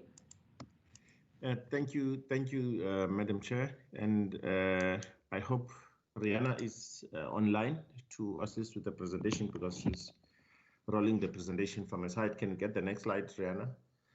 I'll try and be quick, Chair. I mean, this is an overview of the areas in the main that are around the city of Cape Town that are mainly affected, which we tag them as hotspots, which is predominantly, as you can see, those red circles. They indicate the concentration points, which is your Khayelitsha in Mfuleni, Delft, Kraaifontein, Philippi, and Danun. Those are mainly the areas where we experience a lot of invasions. Part of what we, next slide, Rana. I mean, on the first point there on the current reality, it's remember, as I think the portfolio would know better, that housing in the main receives grant funding from national government, but the budget that we receive vis-a-vis what we need to deliver does not, there's a mismatch. And also, we are outstripped by the demand as a result of natural growth and also urbanization. So the budget, what that means in simple terms is that the budget that we receive from national government does not meet or match the demand that is out there. I mean, as the city of Cape Town, we have a backlog of more than 300,000 of people that are waiting for their housing opportunities, but the grant funding that we receive gives us a yield of between 3,000 and 4,000 in the previous financial years. But in this particular financial year, we'll be getting a yield of just around 1,800 up to 2,000 housing opportunities. Now that there's a great disjuncture in that particular sense. Now, what are the key catalytic unlawful occupations? These situations are aggravated also by the economic impact of COVID-19. And as you have seen in the recent past, that people cited that they're being evicted by their landlords. So there were backyarders, they are being evicted, and also they are indicating reasons that they are trying to get some social distancing as indicated by lockdown regulations. Also, the other issue there is what we have experienced is what we normally call shack farming, which is people selling plots, and also it's where it comes from, this particular, what we call a criminal syndicate, where we have seen, as Alderman Smith was mentioning, that you'd see trucks coming in and demonstrating that this is a well-orchestrated exercise, because people are making profit out of this particular matter when they sell land. And I think some of the committee members have alluded to this point. And also, some of the also committee members did touch on the maneuvering politically on the matter, where now, because it's an election year next year, in 2021, which is local government elections, so some people are trying to gain some support and getting some traction on the ground, because they fuel this issue of land invasion with the hope that at some particular point those individuals will vote for them at some point, which is something that is very much uncalled for, and I think it's totally misguided. Also, I mean, upgrading of informal settlement are very important to us and necessary, but often tangled around various processes, as you would know, issues of environmental planning approval, etc., and also community engagements in the main. And also what we've also seen is the public violence. I think SAPSAS and also Alderman Smith has alluded to, and his team, and unlawful land occupation are the community's response to government programs in some instances. Next slide, Rihanna. Look, the next two slides, Chair, they merely demonstrate what we have seen in other metropolitan areas, your Johannesburg, your eThekwini, your Tshwane, where we are doing comparison as to what has been happening. But this particular slide, what we have observed is that there's been not much interrogation as the city of Cape Town is being exposed to. As Alderman Smith has indicated, that you'd see that city of Cape Town has been summoned to various portfolios, from COGTA, to police committee, to all sorts of committees, be it national government and provincial and otherwise, and also public scrutiny. as if this is only happening in the city of Cape Town. And I just hope Rihanna can be able to play a quick video, and I think this is a quick video. It's just this video, Chair, demonstrates what has happened in Buffalo City, where big houses, and I'm sure some have seen it in the social media, where houses were being demolished by the metro in that particular area, and such as you can see the metro from Buffalo City, and that White House at the back was also demolished, and other houses that are on that strip. In the city of Cape Town, we've never done that. But the public outcry, it's as if we've done such a thing, but we've respected regulations as indicated to us by lockdown, and we have not evicted any persons. But what we have done is to make sure that we deal with the issue of land invasion. And this is in Danone, and I'm sure along Malbongo Drive, and I'm sure some would have seen this. I mean, it's been bad. People have invaded land during this lockdown, and various reasons have been cited also by our law enforcement officers earlier and Alderman Smith. I think now we'll deal with the impact of how does this land invasion impact on us as human settlements in the city of Cape Town. Next slide, Rihanna. As I've indicated, formal housing development, which is we utilize two grants in the main, your USDG and HSDG, where we construct your BNG units, your PHP and CRUs, and on informal settlements, and also that grant we get 100% from national government. Also, the informal settlements upgrade grant we get from human settlements nationally, which is your USDG and UISPG grants to upgrade our informal settlements, and also to make sure that we do things like super blocking, reblocking, etc., and also assist various communities with your IDAs and TRAs. But the city of Cape Town injects a lot of its money on public housing, which is mainly our rental stock that you have seen in Menenberg, Burnterville, Guguletu, Langa, etc. So that comes out of our budget. Now, this are the impacts of those who have waited patiently for housing will have to wait even longer, as sites are lost to illegal occupations, and new sites need to be identified and budgeted for. So this is a very interesting part, because what we have, I mean, human settlements on going forward. I'll cite some of the sites here, if I can quickly go through them, Chair. The impact of this particular matter and sites that are under threat by this invasion, they are worth more than 1.3 billion rands. And I'll cite one of two of the sites in Morula, north in Kraaifontein, where we have recent invasions. That particular project is gone. I mean, in Backstage 2 in Kailicha, that particular project is gone, invaded. These are projects that are budgeted for, that are in the pipeline. Mahama infill projects, 5 of those projects in Kailicha, you'll see them on the next slide. They are gone. That's the total figure. That's 134.2 million rands worth of projects that are gone, that we have to reprioritize those amounts to other areas now. Those people who have been patiently waiting for their housing opportunities in those areas, those opportunities are gone. And I mean, if you look at those, the 3,257 housing opportunities that we no longer have available. When we say we no longer have available, we still have them on our budget. We budgeted for them, but now there's nothing that we can do on those sites. If you can go, I mean, along that 162 million infrastructure upgrade in Kailicha, it's when we're trying. There's an area that is cited as Empolweni. That particular site is gone. As you can see on this particular project. If we can go on the previous slide quickly, Rihanna, where I just want to demonstrate projects that are affected and we have lost from on our budget as well outside this, this particular slide, Rihanna, sorry.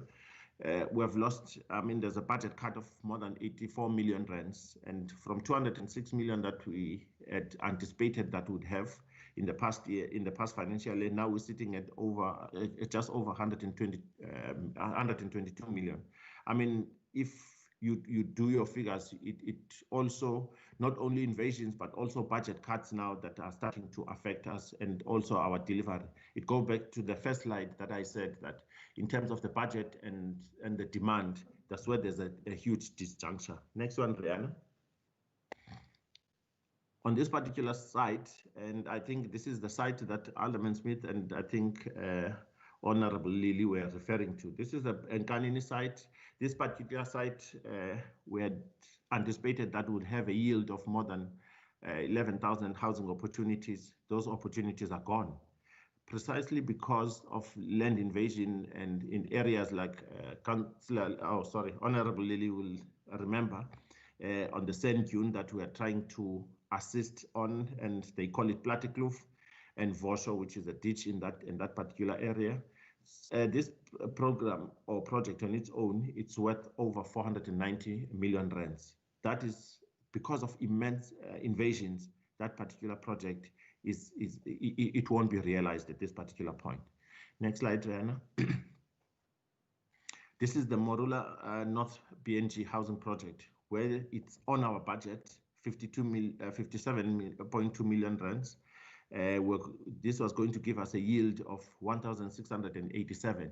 That project is gone. Those people that have been waiting patiently for their housing opportunities there, they will no longer have them. We will need to reprioritize and take that budget and go and give it to a different community that has not expressed this kind of behavior. Next slide, Rihanna. These are some of the projects that I've alluded to in Kailicha earlier. Those with a 77 million budget, 1,570 housing opportunities are lost. And also, I think one of them is where Councillor Kachwa is a councillor on, and it's in Makaza. And I think Alderman Smith touched on it, because we had to take him as the City of Cape Town to place of safety because of the threats that these land invasions come with, because these people who are invading land, they threaten the councillors, and it's one of the area there in particular is Makaza. There were 420 housing opportunities in that particular precinct that we're going to develop. It forms part of this 1,577. Yeah, that is the site that I was talking about in Makaza, in Kuyasa, in Harare. All those sites now are gone. If you can go through, these are the other sites in False Bay, Harare, and another Harare. This is the project in the main that we call Mahama. If you see on the, I think it's the second or third slide when you started. Next one, Rihanna. I think operational impact on unlawful land occupation. The City of Cape Town does not have the resources to cater to newly formed settlements, often immediately asking for services at the expense of planned service provision. And I think the funding to the city that it receives from the national government is decreasing, and I think I've alluded to this particular point. The land occupied not suitable for human habitation, and I think some of the drift sands area has been cited. And part of the challenge, and I think this is where the next point is, it's when now all of a sudden there's starting to be a demand of basic services, and some of these areas that are being invaded, we can't even reticulate those areas. So it's not suitable for human habitation. I'm trying to move with a bit of speed, Chair. And also the issues, I think, yeah, sorry, Rihanna. Also, the impact is around legal fees, court orders, where we're spending a lot of money in courts, and medical costs on our staff who are on duty. Next one, Rihanna, and I mean, I think this is a area in drift sands where people are trying to erect structures on land that is not good for human habitation. That is Danone. If I can, these people, I mean, we tried to deal with that invasion. As you can see, they ended up in water because of the winter season, but it's along the Malibongwe Drive. Next one, Rihanna. This is also in Danone under the bridge, and also along the railway line that belongs to Transnet. and we've been trying to protect this, and now it poses a risk, a big risk now to that community, because they're digging that bridge. As you can see, it's clearly marked on Potsdam Bridge. So it's part of the areas that's behind factories in Danone, and we've been trying to deal with this invasion. And also this poses a huge danger to this particular community, and also to the railway that is supposed to be opened in the near future. And we are in talks with Transnet to find a solution to this particular problem. This is a massive invasion that happened in the past year.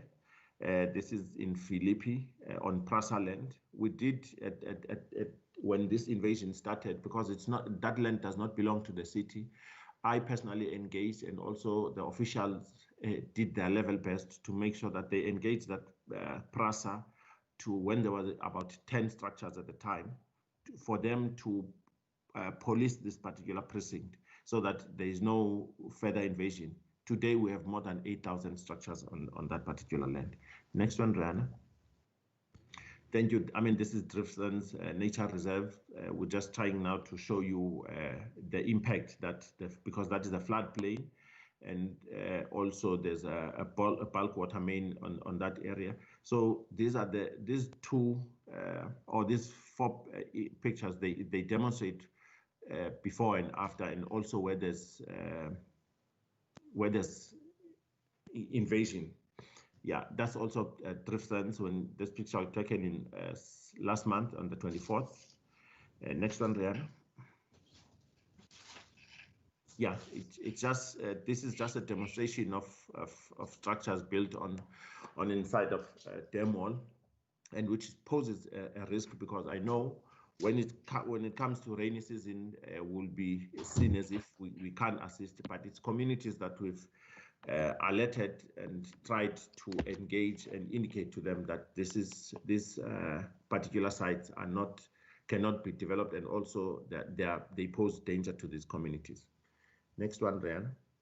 Yeah, I mean, these are our mitigating strategy: obtain court order to protect land from illegal occupation, additional security, and we have tried now to sit down with ourselves and province to find a medium to long-term solution to this problem, where we need to find some finances within our budget as the city, and also the province is assisting us in this regard, which is Provincial Human Settlements, and thanks to Minister for the assistance that he is giving us on this matter, and so that we can be able to patrol and monitor all our housing projects, because some of the housing projects, there are people who are trying to hijack houses that have already been built. We have seen that in Mau Mau, in Guguletu, and in other projects around the city. And also alternative land use until such time the project is ready for implementation. The erection of signboards with information that discourages illegal occupation. Proactively identify beneficiaries of the housing project and make it known to them that we induce protection community, because this is, we have identified that this is one of the issues that will assist us, where we also have get some assistance, and it's helping in other communities where we have this partnership with that particular community, because they also protect their projects without city or SEPs or safety and security coming in, but we also back them up when that happens. And also public participation to engage human settlements to assist with stakeholder engagements, which is your NGOs. This is currently underway. We have also made presentation to various caucuses in the city to demonstrate what are the pipeline projects, so that there's awareness in terms of our campaign, and also sharing information with those councillors and the pressure groups and NGOs. And we have developed the development of unlawful land occupation framework that is still in a draft. Also, currently we are finalizing the development of management settlement approach. What does this mean? We have identified some land parcels that I will not mention here, where our teams from the city is working tirelessly with province and also HDA to make sure that we develop more site and service, and also IDAs and TRAs to try and deal with the backlog. Because remember, part of what we have experienced in this particular financial year is the which I've touched on, is the decrease in HSDG funding. So, now that means that we'll be more focusing on service sites and also your TRAs and IDAs. Yeah, I think in the main, Chair, that's it from our side. I tried to push as you asked me to. No, you did. Thank you very much. Thanks, Chair. Okay. Members, I'm going to open for the questions. Or should I take the Department of Human Settlements and then you can ask the questions from both sides? I'll take your guidance from you, members. Please. Yeah, I think that would be preferable, Chair. Okay. HOD. Good morning, Who's going to lead us with the presentation? Our Director for Land and Asset Management, Mr. Roy Stewart, will present from our department. Thank you. Okay. Over to you. Okay, good morning, Chairperson. Good morning, everybody, members, Minister, and officials. I am not going to, I'm going to skip some of the slides because much of it has already been presented as part of the presentation by City.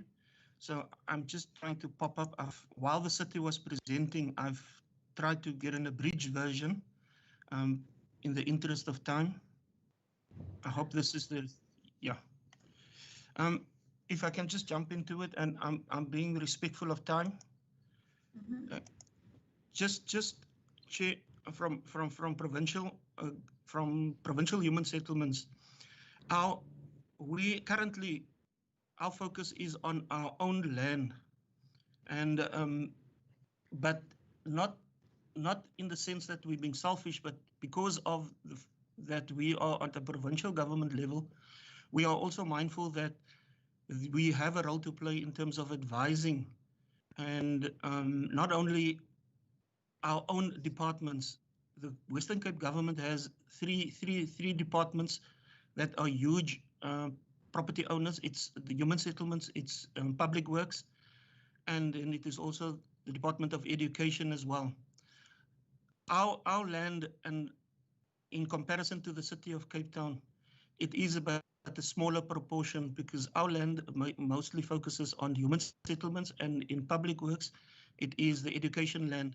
But when you look at what the city has presented, for example, their Parks Division, we've learned last week that they have, at least in the Parks Division, over 3,000 portions of land. That is only one division. So ours is a bit smaller in comparison, and in that aspect, we have the resources that we have, and our focus is primarily on human settlements as we are, and an assistance for the Department of Public Works as well.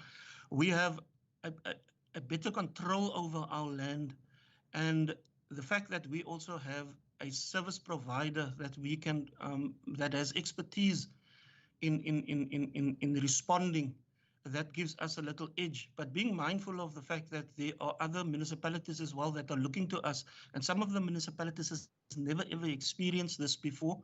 They have been battling now recently with land invasions as well. We assist, therefore, and advise municipalities, but we are also using our resources are being constrained by other state entities coming to and lobbying support from us. We have a dedicated legal services team as well, where a lot of knowledge is being generated, and currently in terms of the human rights case, a lot of the expertise and knowledge has been accumulated, and we joined the city of Cape Town in that respect. It's unfortunate the outcome of that case, but we've learned much in how to move forward, and in this current set of circumstances, the time and response and the accumulation of information is important to stay ahead of the curve. One of the biggest issues that we have experienced is with SAPS. Now, this is not a SAPS bashing session.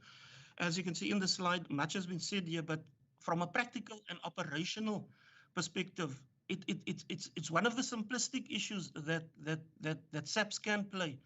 But if it doesn't happen, it creates such a problem, and that is the opening of a case. We had a few experiences in Delft where we went in with our service provider to prevent as the invasion was taking place. It was a protest action and the invasion. SAPS literally prevented us from accessing our own ground. And they said to us, we need to our fundamental mandate is to protect body and limb. But we said we have the resources to go into our land to protect our land. Yet they still prevented us from going onto the property. When we went subsequent to that, later the afternoon, one of our officials went to open a case. The station commander prevented us and said, no, you must come back tomorrow. Now, with land invasions, you cannot delay. It's got to be the same day. You've got to consult your legal services immediately, and you've got to respond to that. And this is where the problem comes in. We had a similar matter, couple of 2 or 3 matters with the Public Works as well, where the Department of Public Works has gone to SAPS to open cases, but there's such a lack of response in opening for various reasons. We have now lobbied the SIU. We've got permission to open our cases at SIU. So a basic service that SAPS could do is to facilitate and open cases has now been made difficult, and we have to use now other channels in SAPS to open cases. They are in the city of Cape Town. We also sit with them in every morning in the what is called the war room, the daily debriefing, and then the SAPS members come they are joined there as well, and then there is some cooperation there. So at various different stations, there's different responses. I would like to jump straight, therefore, with that backdrop, just to jump straight into the strategies that we've done now in terms of how to protect our land. The department, as I said, it's daily in consultation with the city of Cape Town. That is where the intelligence is generated. There are always daily information, because it's a broad spectrum of sectors that is covered there. They bring a lot of information too, so that's where we somehow remain ahead of the curve. But it doesn't really help if you're ahead of the curve in terms of intelligence, but there are other obstacles that prevent you from taking the threat or the actual invasion further. So we get stymied in that process, in literally protecting our own land. We have an internal unit that property inspectors. Now, as the city has also indicated, this phenomenon happened since 2017. Our focus was primarily that unit was established just to patrol informal settlements. What has happened now from the 11th of July now is we have to use those very staff members and to go into to patrol very volatile areas, and they're not geared to respond to this. But the sharing of information and the intelligence from the city of Cape Town has been so amazing that they've literally even trained our own staff and shared information of how to respond to this, and transforming them from ordinary officials and gearing them for these volatile situations. So it's been a really fantastic collaboration that we have with the city of Cape Town. As I said earlier, the service providers has vast experience in this space, and what we've done is we've now also shared the supply chain process that we followed now is that since they have been appointed by us, we've also allowed the city of Cape Town to piggyback on that, because the city of Cape Town does have the anti-land invasion unit, but it becomes so formidable and overwhelming that our service provider, which has that expertise, is allowed to move in and provide that assistance and support.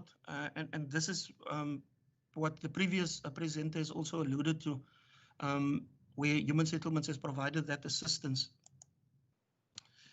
What we've also done is we've looked at the data in terms of the daily briefing and also in terms of our own, where our projects are and where our land is located. We've looked at those areas that are prone to land invasion. There has been slides now. I've removed that out of my presentation at the expense of duplication. You've seen the slides presented also in the previous presentations, 2 or 3 previous presentations where those red circles were. Those are the same slides that we use. We look at the information that is being circulated. You cannot keep the information to yourself. People are aware where developments are going to happen, and those developments are then targeted. We've also looked at our portfolio of properties. We've drawn out the complete portfolio and we've ranked them in terms of where where developments are potentially going to take place, and then we focus with our monitoring teams to look at those areas. We've asked the Department of Public Works to do a similar exercise, and what we've now done is since July we've now started collaborating with our sister department, the Department of Community and Safety, and we've also discovered that there is a lot of resources that they can bring to the party, and they have been very supportive in bringing that to the party in terms of risk assessments, in terms of general support and their relationship with SAPS. So we're exploiting that as well. And I think this is what the city is also saying, looking to province, what information is it that you have? And this whole exercise in the past months, and I must admit that a year ago, we were working in silos, but within the space of 2 to 3 months, we have joined together in addressing this matter. So we're looking forward to taking it even further, where the information that we are sharing can now speedily help us and assist us going forward. To continue with the interventions, as I said, very little invasions has happened on the DH land over the past few weeks, but the number might be small, but the impact of it is huge. We've had one in Ceres, which was one land invasion, but the impact of it was enormous. Ours are mainly focused around our projects where developments are taking place. Our monitoring teams are active. We are potentially on a 24/7 basis. The staff ride around in the vehicles, and then they have community-based organizations that call them, project managers call them, and they get the information through those channels. We've also, in our own space, we've developed a standard operating procedure just so that we can improve communication, and improve communication results in an improved response time, which we know in terms of land invasion is very critical. We've established our own provincial joint operations committee, which we're pulling in various landowners of our departments, and that also gives us an opportunity to coordinate our responses. As I indicated earlier as well, is that our collaboration with the City of Cape Town has been fantastic as well, because they have the infrastructure in terms of, as the Director Roberts has indicated, their systems where they can capture the data, and the data, what we can measure and what we can extract information from, really assist in our response. These are the non-metro hotspots that we've identified. We've just concluded now with George Municipality. We've had a memorandum of understanding in place. We've now extended it for another 2 years in terms of the Temboletu area. Last night, I've been in touch with the Oudtshoorn municipality, we've sent documentation through to them. As I indicated earlier as well, there's a lack of information. Their standard operating procedure is slightly different, the approach. Our standard operating procedure speaks to the operationalization of our efforts, whereas they look at more to, which is a document that has been generated by the support, as indicated earlier as well, from SALGA. There is a lack of expertise in municipalities in how to interpret and respond in terms of PI Act. Now, if I may just support the previous speakers as well and presenters, the PI Act has been with the Department of Human Settlements for a number of years now, and we have consulted with them over the years.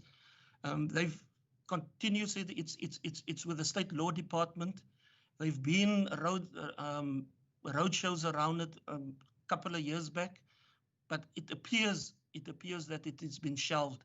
And I think if that to us in this space is, if National could have developed that act, and it would have placed us in a much better position now to respond to that. But the tardiness to really develop that act, the courts are ahead of the curve in terms of their development of law, but National is just lagging behind. The same thing with the Rental Housing Act. There was an amendment in 2014. It's 6 years later, and that nothing has happened in that space. So National has a huge role to play in terms of yes. Just to interject, can you put your slides in the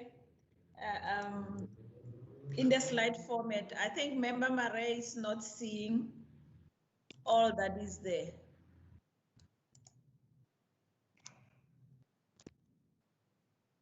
Thank you very much. Okay. Thank you so much, Chair Lady. Sorry, my apologies for that.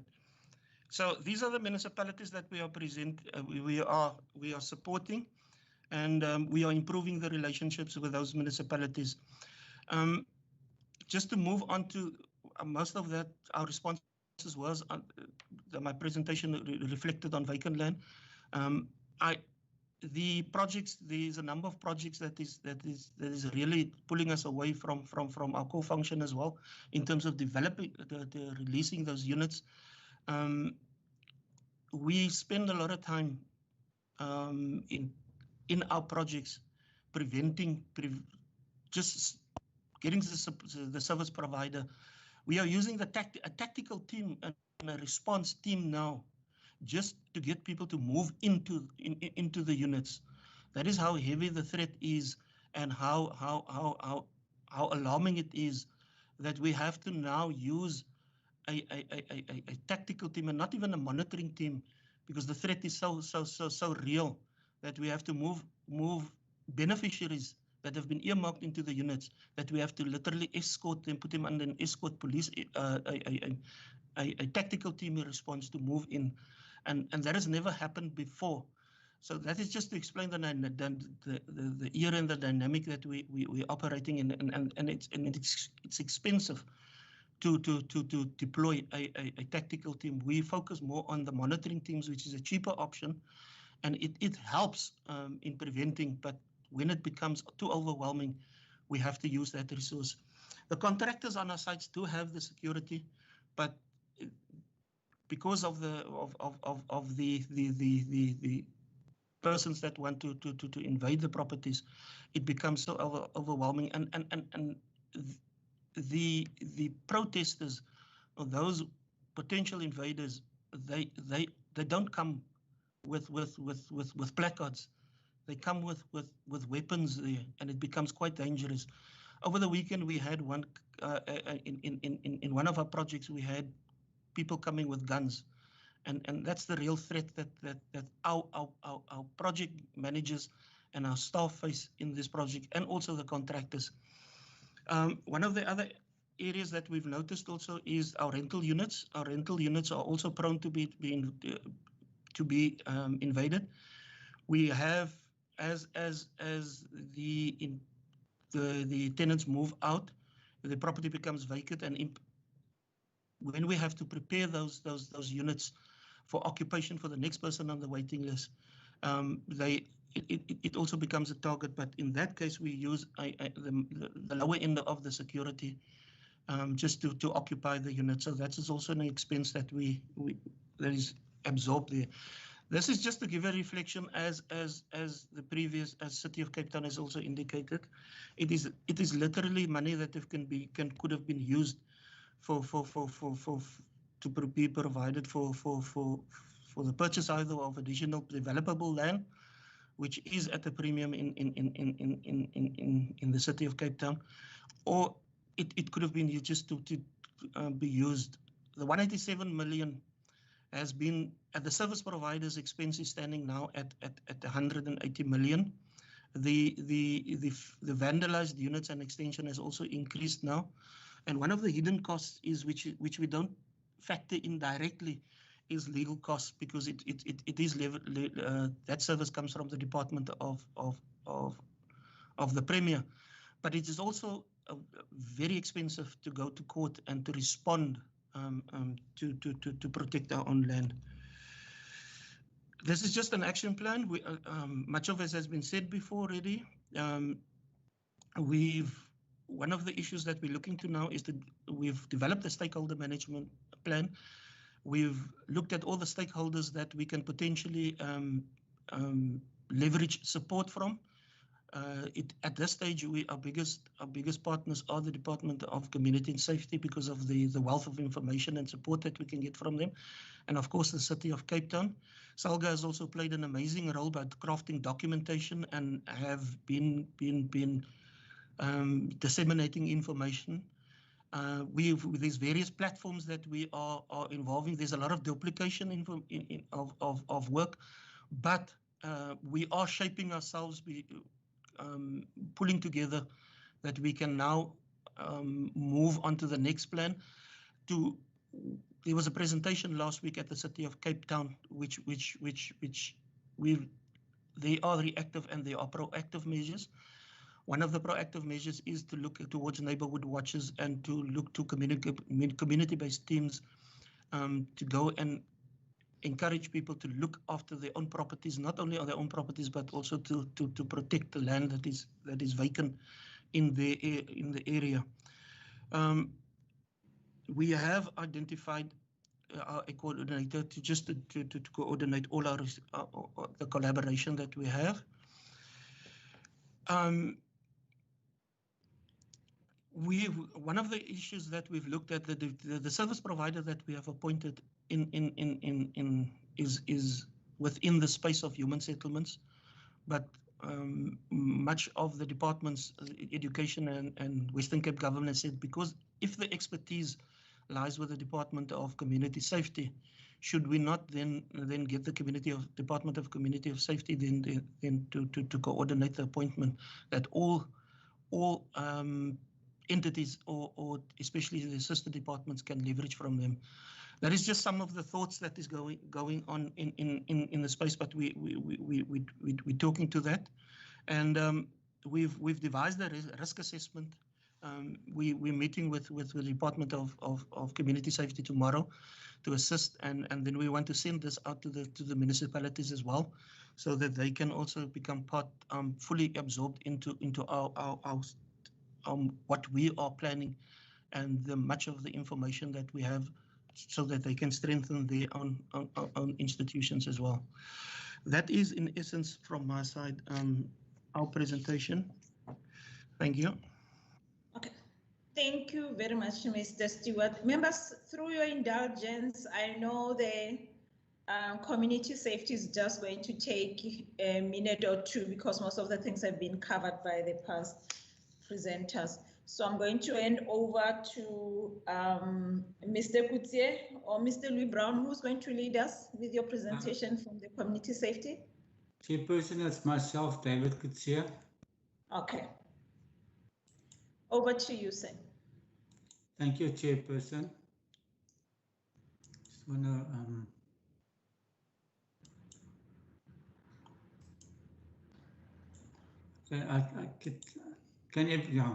Chairperson, thank you. As you said, I'm going to be very brief. Most of the stuff has been said already. So just as part of the background that was indicated by Human Settlements, that there have already been 3 joint meetings of this Joint Operational Committee. Docs, our expertise lies in conducting safety and security risk assessments, and we use the ISO 31000 methodology. So it's an accredited methodology to identify risk. Department of Public Works and Transport and Public Works has a property database, and there we also identify then buildings that we need to protect.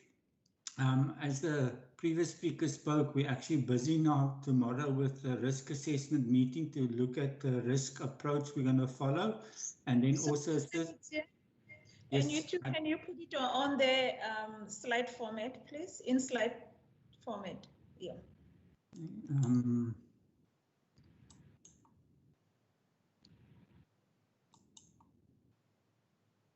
Okay. Perfect. So then so we are busy, as indicated, tomorrow to discuss this business risk and how we're actually going to find an approach to the land invasion, and then the human settlement housing projects that we need to do risk assessments on. And then it's also, as was indicated, to actually get local community involvement through neighborhood watches, that they also become part of the solution. As we saw, there was actually a very complex problem and it's very difficult to deal with. These are the provincial hotspot areas in the metro that were shared with us that we need to start looking at, and that will be discussed tomorrow. So from our side, the risk that we have been, and this is actually coming from 2014, some of the stuff is protests were service delivery related, relating to illegal land occupation, political intolerance, some maladministration complaints, and then the threats we will be all hearing all morning is a possible life loss of property and violence, vandalism, damage to assets, loss of state land for future development, the city spoke a lot about, and then the increase of unspaces due to unplanned informal settlements. So it actually affects the whole design of society and it makes it very complicated. So actually 4 responses are needed by the property owner. There's a big role transfer to public works, place, community safety, and then other role players. I'll be very brief, Madam Chair. Property owners need to know that they must have early warning systems in place, and this is also to private landowners. They don't necessarily always have the resources that state have, but they need to know their procedures, and then you need to, as we've seen, monitor premises. You need proactive scanning. That's where SSA information sharing comes place. And then it's also actually important to have precautionary measures as barriers, fencing and signage in land. That just also creates the image that there is something happening and it's just not abandoned, vacant. You also need to know operational knowledge procedures, as Director Roberts indicated, how you actually have to apply, and you must actually have, before 48 hours before rights are entrusted, you must actually take action. And then you also need, as we've seen, a detailed account on nature of the invasion and keep record. That is for when it comes to obtaining court orders. And this is something that is actually needs to be shared with all property owners. Transport and Public Works has got a database, as I said. They have got an analysis of all our vacant land. They advise on the legal boundaries and remedies. In the past, we've had incidences where some schools' land has been invaded and entrenched on, and we needed to take action. The department assists with the legal advice in obtaining eviction orders, and they're developing protocol to mitigate the risk. And then one must then look at alternative use and for vacant land and buildings, because that is actually the best option to prevent illegal land occupation, is by using it for alternative usage until your project actually kicks off. Then from community safety, we actually, as I said, will do the risk assessment of the facilities. We look at design solutions that include community involvement to mitigate the risk. We look internal, external, and then we do a threat risk assessment. As I say, we maintain a working relationship with SAPS, and then we do the watching brief, as Councillor Smith indicated too. We monitor cases going through the court, and then we also have a platform where we can introduce the risk to community platforms and communicate implications of safety to them. And that's the community police forums and the neighborhood watches, where those platforms can take assist us in. The other role players is basically in all government role players, we need to monitor progress. We should all make sure all our staff are aware and know where our land is and can know how to report illegal occupation. And then the neighborhood watch CPF platforms can play a big role within the community, and they must be informed of the right procedures and responsibilities and to follow, to be part of the protection of the properties concerned. The conclusion is that we need to do this from a social, societal aspect, and we need to build resilient communities, and that they actually start understanding and be involved in the lack of all these implications we've been hearing about. Everyone has a role to play, and it's just not a simple problem that law enforcement can deal with. And we need to explore this integrated partnership with a whole host of role players.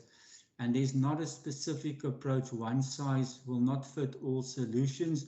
And it's a very complicated and intricate process we need to deal with. And Madam Chair, that is short and sweet my presentation on the subject. Thank you. Yes, indeed, it was short and sweet, and we really do appreciate that. Members, I already see the hands of Honorable Mackenzie, then Member Andrikas, then Honorable Mare, Member Heron, in that order. And to all that did presentations, we really appreciated your presentations. Over to you, Member Mackenzie. Thank you, Chairperson. Chairperson, I just wanted first just get the SAPS, I think it was a captain, didn't answer one of the questions I asked. And one of the questions I asked was the role of crime intelligence. Now, obviously, we don't want to get involved in the exact detail of the case particularly, but one has to get a general understanding. And let me give a practical example. Earth 694 in Woodland Mitchell's Plain, and that's my constituency, and also in Lentegeur, there's houses coming to those sites. So obviously individual out there, people know the site is widely advertised, etc. So in my mind, what I'm trying to understand, the crime intelligence obviously aware, or at least the crime intelligence officer at Mitchell's Plain Police Station is aware that there's land and government is going to build houses. Given the trend of what's happening, of individuals invading land meant for human settlements development, is there a strategy from crime intelligence to say, hi guys, there are 4 or 5 risks we've now identified in Mitchell's Plain. Statistically, it's likely that people might invade that land because they know their housing opportunities. What is their plan to avoid that becoming a spot where hardworking POP officials must now do their duties as opposed to crime intelligence possibly preventing that? And that's what I was trying to understand. Question to the Department of Human Settlements, which is exactly going to be the same questions to the province. When you have these housing opportunities, and I think Mako Malusi Boy mentioned 300,000 opportunities or 300,000 backlog, I can't remember the exact words he used. What I'm trying to understand in my mind is at what percentage does it escalate every year? Because we know, obviously, if you only build 10,000 houses and you need 30,000, the backlog is going to increase. And how does those housing opportunities or the list becomes available? Let me give a practical example. I was in Mitchell's Plain 3 weeks ago at the Lentegeur Sub-Council, and a young couple who just got married walked in and they asked the receptionist, where do they put their name on the list for a housing opportunity? Now, this is a young couple, probably 23, 24 years old. In my mind, the response to them should have been, there's a 30-year waiting list. I'm just saying an example. but the details were taken down. So you create an expectation for that young couple now that somewhere in the next year or 2 or 3 years, they're going to get a house. That's how I see what was playing out in front of me at the reception. And I'm trying to understand when of those 300,000 people or backlog, whatever you want to call it, are there people that has been on the list? Like I know a lot of people in Woodlands has been on the list for the last 30 years. Are there new people who's there for the last 10 years or new people that's been there for the last 5 years? And how do they determine, or when do they determine to stop that list to ensure, to see that next year we don't sit with 600,000 housing opportunity? I'm just trying to get that process and understanding right. Thank you, Chairperson. Thank you very much. Member Andrikas. Yes, thank you, Chair. Chair, I asked a question earlier which wasn't answered, but perhaps I asked it prematurely. Now that we've had the presentation from SAPS and that we've seen the massive problem, and I referred to it earlier, with people occupying road reserves, railway reserves, nature reserves, etc. My first question is, and we've heard that apparently SAPS is not always willing to open a docket or accept a case. And I can just imagine that the first question is, are you authorized to come on behalf of the department, or are you authorized to come on behalf of Transnet and lay this complaint of trespassing, or whatever the appropriate complaint may be? What must people do that want to protect the land that they are responsible for? Whether I own the land or whether I'm an official within the Department of Public Works or an official of Cape Nature, please, can you just tell us what is the procedure to follow? And flowing from that presentation also, Chair, I do hope that later on somebody will propose a resolution that our sister committee on community safety will attend, because there have been some very serious allegations made here against the South African police services. And I do believe that they should be afforded an opportunity to respond in full, which probably today cannot happen. My next issue is, why is it that public land is always targeted? In Mr. Coetzee's presentation, and I think it's just almost one of his last slides, he said that staff must also know what to do.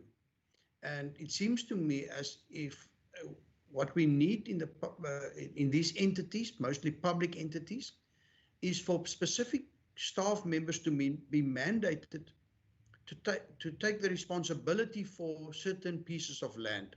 Just as a farm owner who may be sitting in Johannesburg has got a manager of his farm here in the Boland, and he or she will keep the manager responsible to ensure that there's no illegal occupation of that land.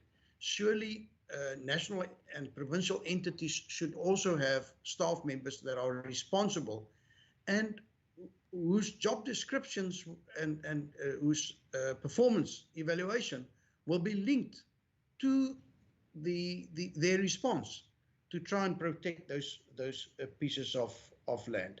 So my question then is just, what is needed then also for those representatives of those entities to protect the pieces of land that they are responsible for?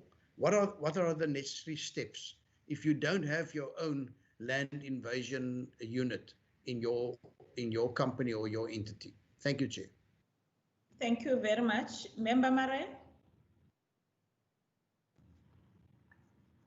Thank you so much, Chair Lady.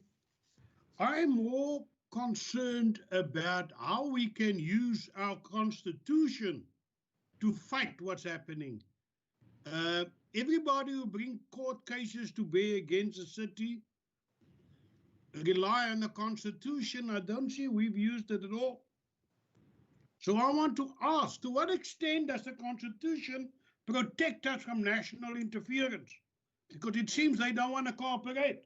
Now I see that Schedule 5 of the Constitution says provincial planning is a functional area of exclusive provincial legislative competence, planning. Now, planning is a very wide concept. It includes planning for housing, planning for industrial areas, commercial, etc., sporting facilities. Why don't we use the zoning as an extension of planning of land to prevent them from occupying land not zoned for that purpose?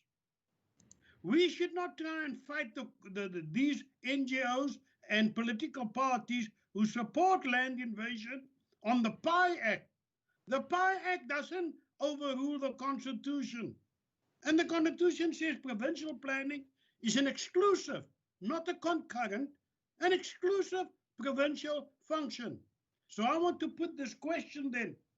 To what extent should this province formulate in conjunction with municipalities planning for the province as a whole, planning in terms of housing, planning in terms of zoning, etc., that will prevent the court from overstepping its mark and ruling that even if we put aside land for sporting facilities, somebody can come here and put up a structure there and call it a house. That's my first point. My second point, our bylaw says those who qualify for a house must be a family. But I've seen on TV house structures being erected for one single man. Is he a family? Is he entitled to a house? Did we find out where he comes from?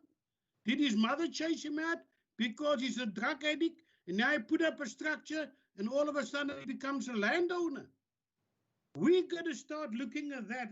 Then I need a hotline to report invasions. Do you have a hotline that people can pick up the phone and say, I've seen 3 shacks suddenly erased this morning on lot number 10. So you can immediately act against it. Thirdly, don't please, I heard somebody say they're going to put fences. Did you see the Lils fence? 42 million?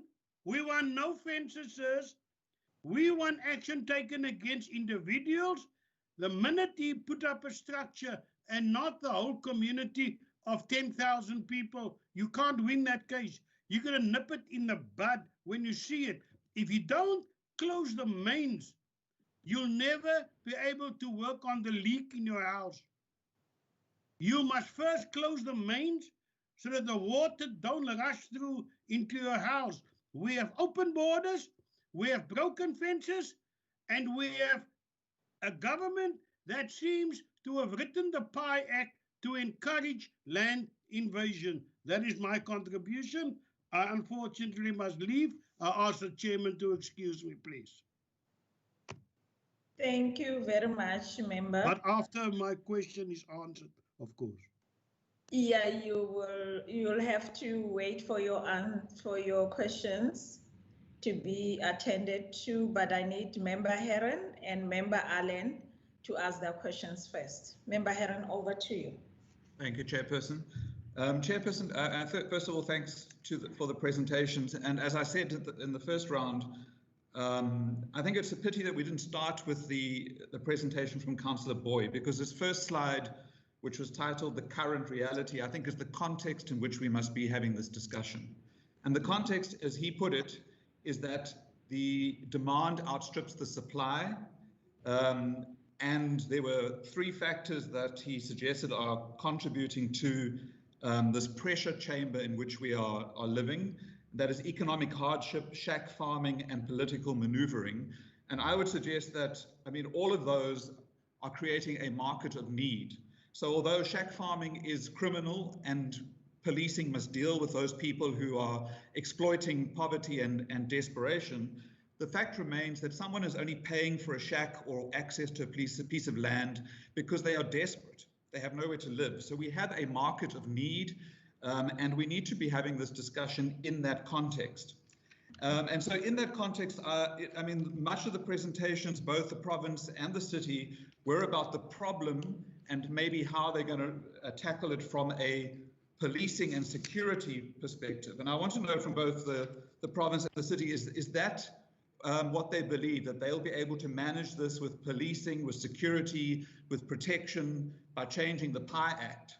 Are they going to be able to manage this and stop it? Is that their attitude, or is that their belief?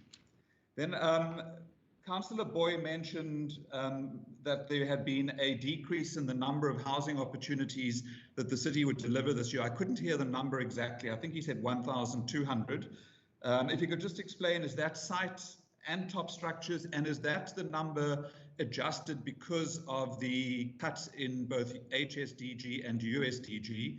And if it is the post-cut number, what was the number before those cuts? He made reference to public housing, which is 100% city funded. And maybe you can inform us whether there's any plans for new public housing to be funded by the city. There was a slide or two, and maybe 2 or 3 times Dunoon was mentioned, and the question about talks with Transnet. And talks with Transnet started 3 years ago. So, I mean, it's disappointing to hear that those talks are still happening. And I mean, I've raised this many times, that the city and the province are pursuing this land and racing park, despite the landowners objecting, litigation being threatened, and what was then the Informal Settlements Department in 2014 reserved land in the area known as the Potsdam land to address that informal settlement. So to some extent, government is also contributing to this pressure chamber, as I'm calling it, because we are being stubborn about access to land. And so we're creating a throttle with supply, which brings me to, where are the solutions? I mean, we can't have policing and security and protection as the solution. We need to be looking at other solutions. There was a hint at a managed settlement from the City of Cape Town, and I think we need to hear much more about this managed settlement approach as a possible solution, if I understood it to be a solution. And then finally, my comment around solutions is, and I think this goes beyond just a human settlements challenge or solution, it's about supply in the housing market, but a supply across the range of incomes. Because for as long as there's constrained supply, we're going to have this pressure chamber is going to be bursting with people looking for somewhere to live. So we need to loosen up the supply of housing across the income bands, which will mean that the human settlement departments will have to work with the planning departments as well. And I'd like to get some comment on whether that is happening and whether the departments agree that we're going to need to look at supply across the income bands, because people who are living in backyards some of them can afford to be living in social housing, but they can't move to social housing because there is none. So we have this supply constraint pressing down from the upper income bands, and we need to loosen up supply. And then finally, Chairperson, I still feel like SAPS haven't answered my question around what their role actually is with regards to that notification from 2017. Thank you. Okay. Thank you very much, Member. Member Allen? Thank you so much, Chairperson. I do appreciate the presentations. As I'm sitting and listening, I feel that this is a classic example of, and I want to even use the word hypocrisy, that exists in our country around governance by one political party versus that of another party. And that is clearly seen in the current land invasions crisis. As such, I firmly believe that part of the solution is in terms of adequate resources to SAPS. So I would want to ask, let me ask the question more directly again. I didn't get a full answer. Earlier on, I noted down that the answer was that the POP's capacity is being addressed, and that is a concern. But can the committee get some type of indication on when that could be potentially happening, what is on the cards in that regard?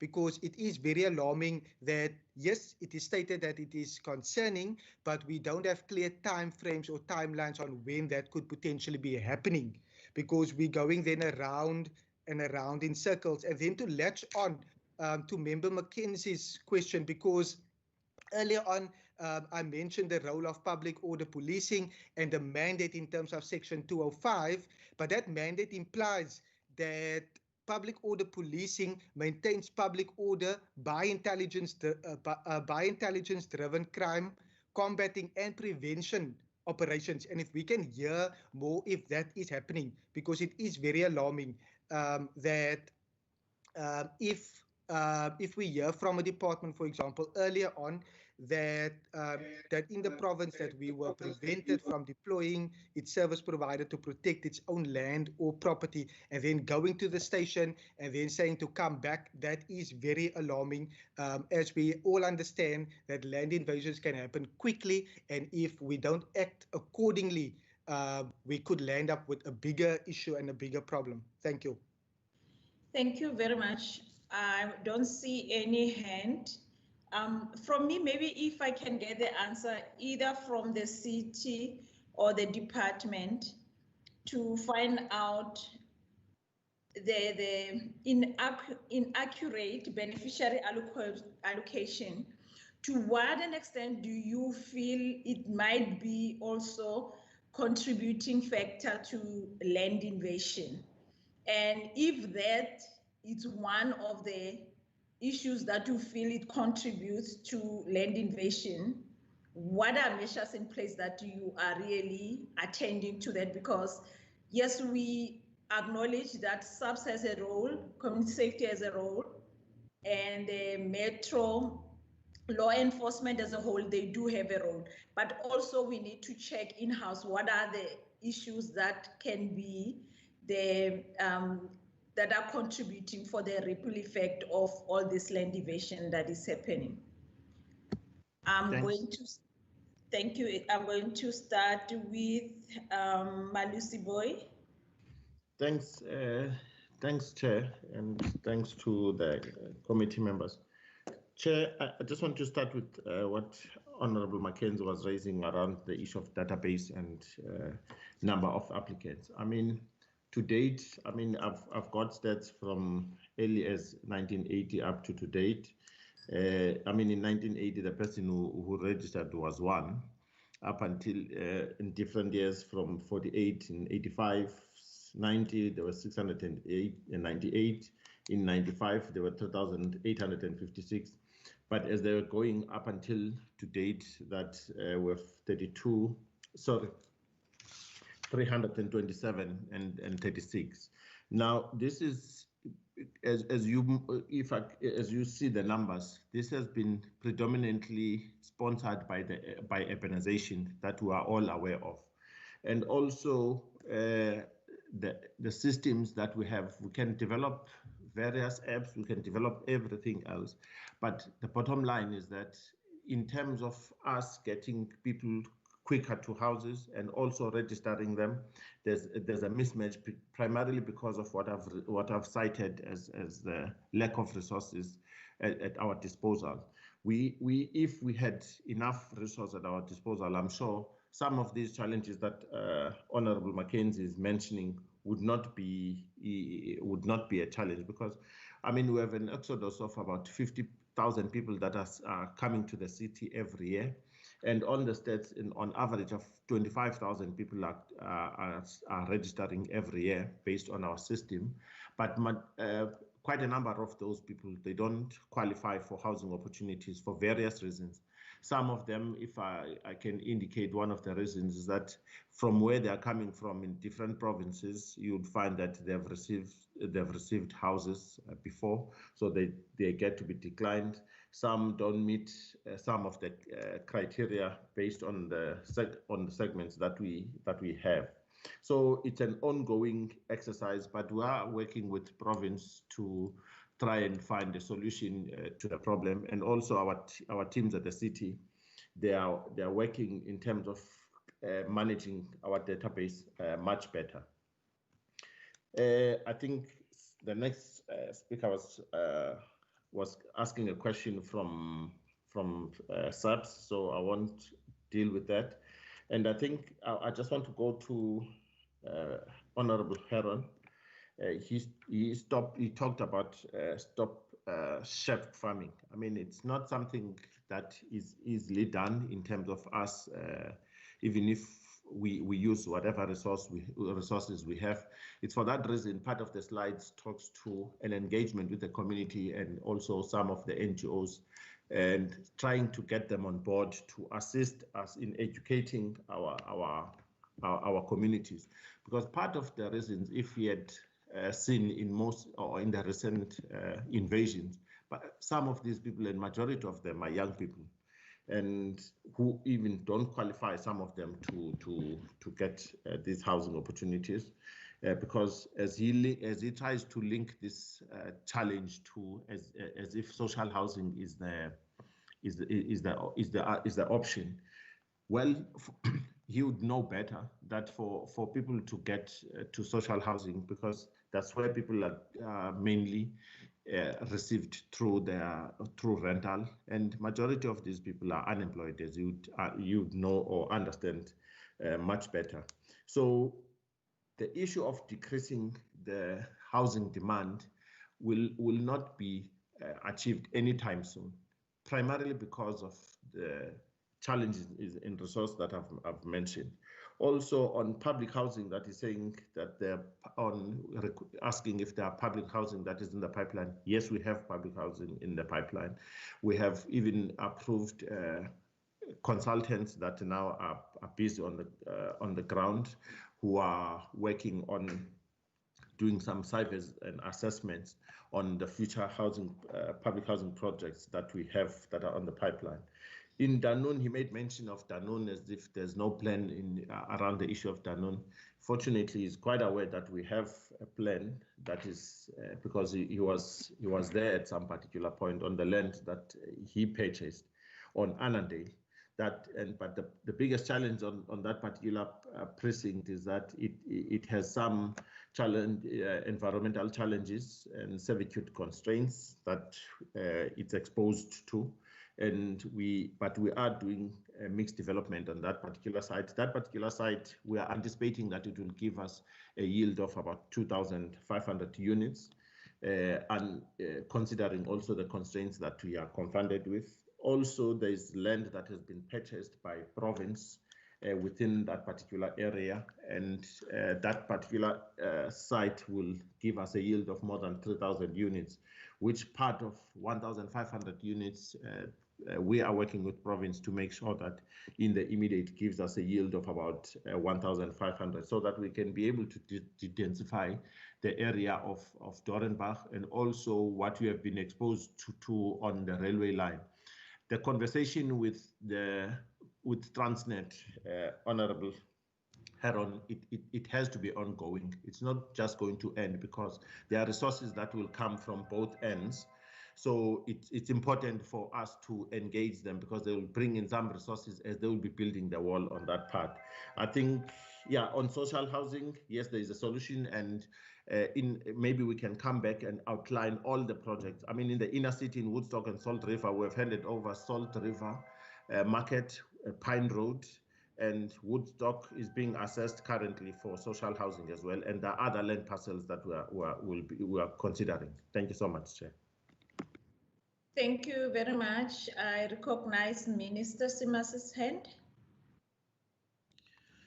No, thank you very much, Madam Chair, because you directed a specific question to me pertaining to the accuracy of beneficiary waiting lists and the possibility that that may be a factor contributing to land invasions in the city, but I think also in non-metro areas.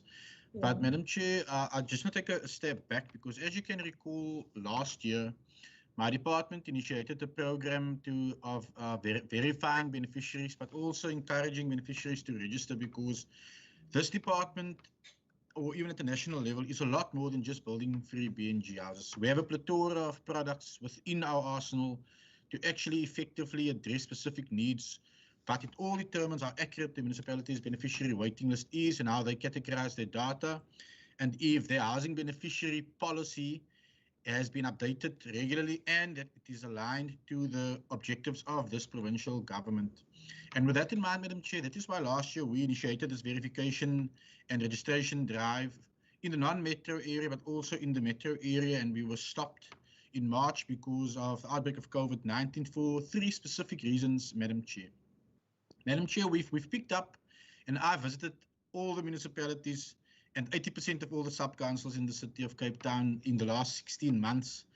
And what we've picked up is firstly that beneficiaries registered 20, 30 years ago, but they were not aware that they need to actually update the details on the housing beneficiary waiting list at the municipality, because I need to emphasize the local government or the local authority registers the individual's need for a house, because it doesn't mean that if you register you are going to get a house. You're just expressing your need for a house at a specific period in time. So many of these beneficiaries did not update their waiting list or their contact details, Madam Chair. And in the non-metro area, our beneficiary waiting lists with assisting these non-metro municipalities are anything from 95 to 99% accurate. The 1%, it's, there's human factors that play a role. Certain people don't update their contact information. Some people pass away. Some people get married, etc., etc., etc. So there is a variable that actually is preventing us from getting a 100% accurate list in the non-metro area. But I think once we move closer to the city of Cape Town, Madam Chair, remember they are housing accreditation level 2. So they've got certain responsibilities more than that which a non-metro municipality has. And part of that is to ensure that the housing beneficiary waiting list is accurate. I'm aware that they developed a system of their own.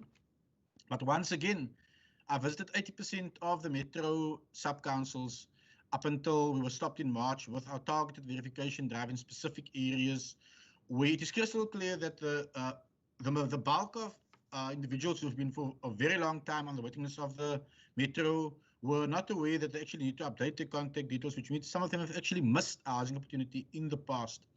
But secondly, Madam Chair, linked to that, it's also, as part of our drive, we were also building the blocks toward launching an app, which we did in March, which integrates all municipalities except the city of Cape Town. Now, I am in discussion with the city of Cape Town at the moment, because the data that we've gathered just from the few verification drives which we have done in the city shows that there's a lack of responsibility of the possible beneficiary for not updating the information, but that somewhere when the city became a unicity, some individuals' data got totally lost in the system, and they've been able to prove to the city that they've been actually longer than a specific time frame on the city's beneficiary waiting list. Now, I have written a letter to the mayor, and Councillor Boy and I will be meeting later on this week as well, because it is concerning, because we ultimately want to ensure that the correct beneficiaries get a housing opportunity, that the details on the city's housing demand database is accurate, so that we can ensure that the correct beneficiary ultimately gets the opportunity that they've long been waiting for. And in some of these land invasions, a small portion of those people are on the waiting list.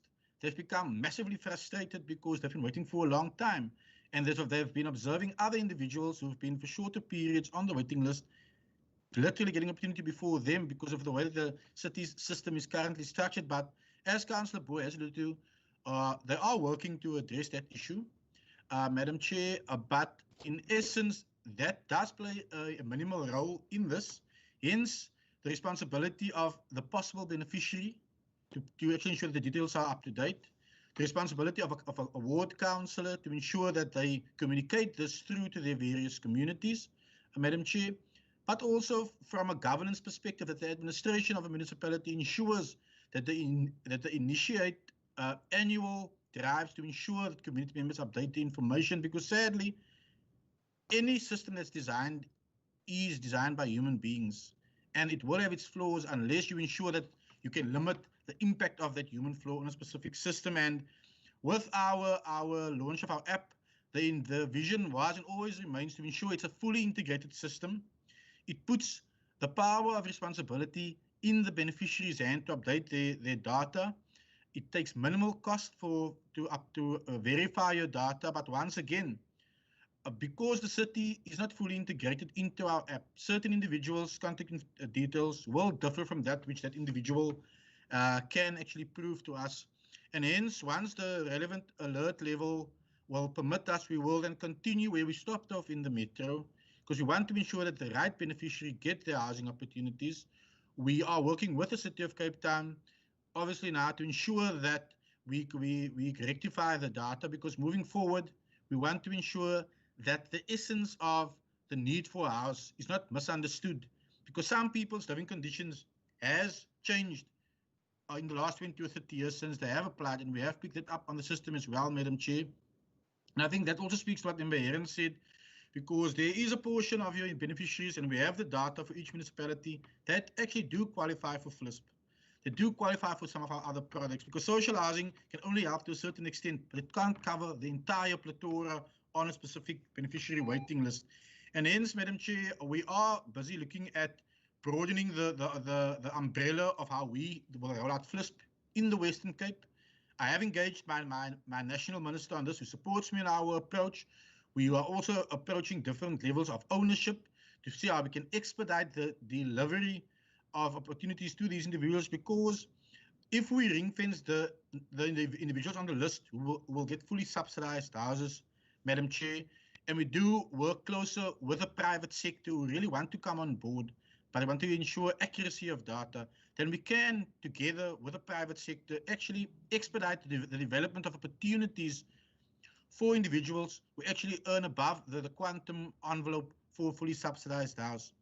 But that now also leads to the issue of developable land that remains, Madam Chair, which is today we're focusing on land invasions and its impact on where we want to go as a province.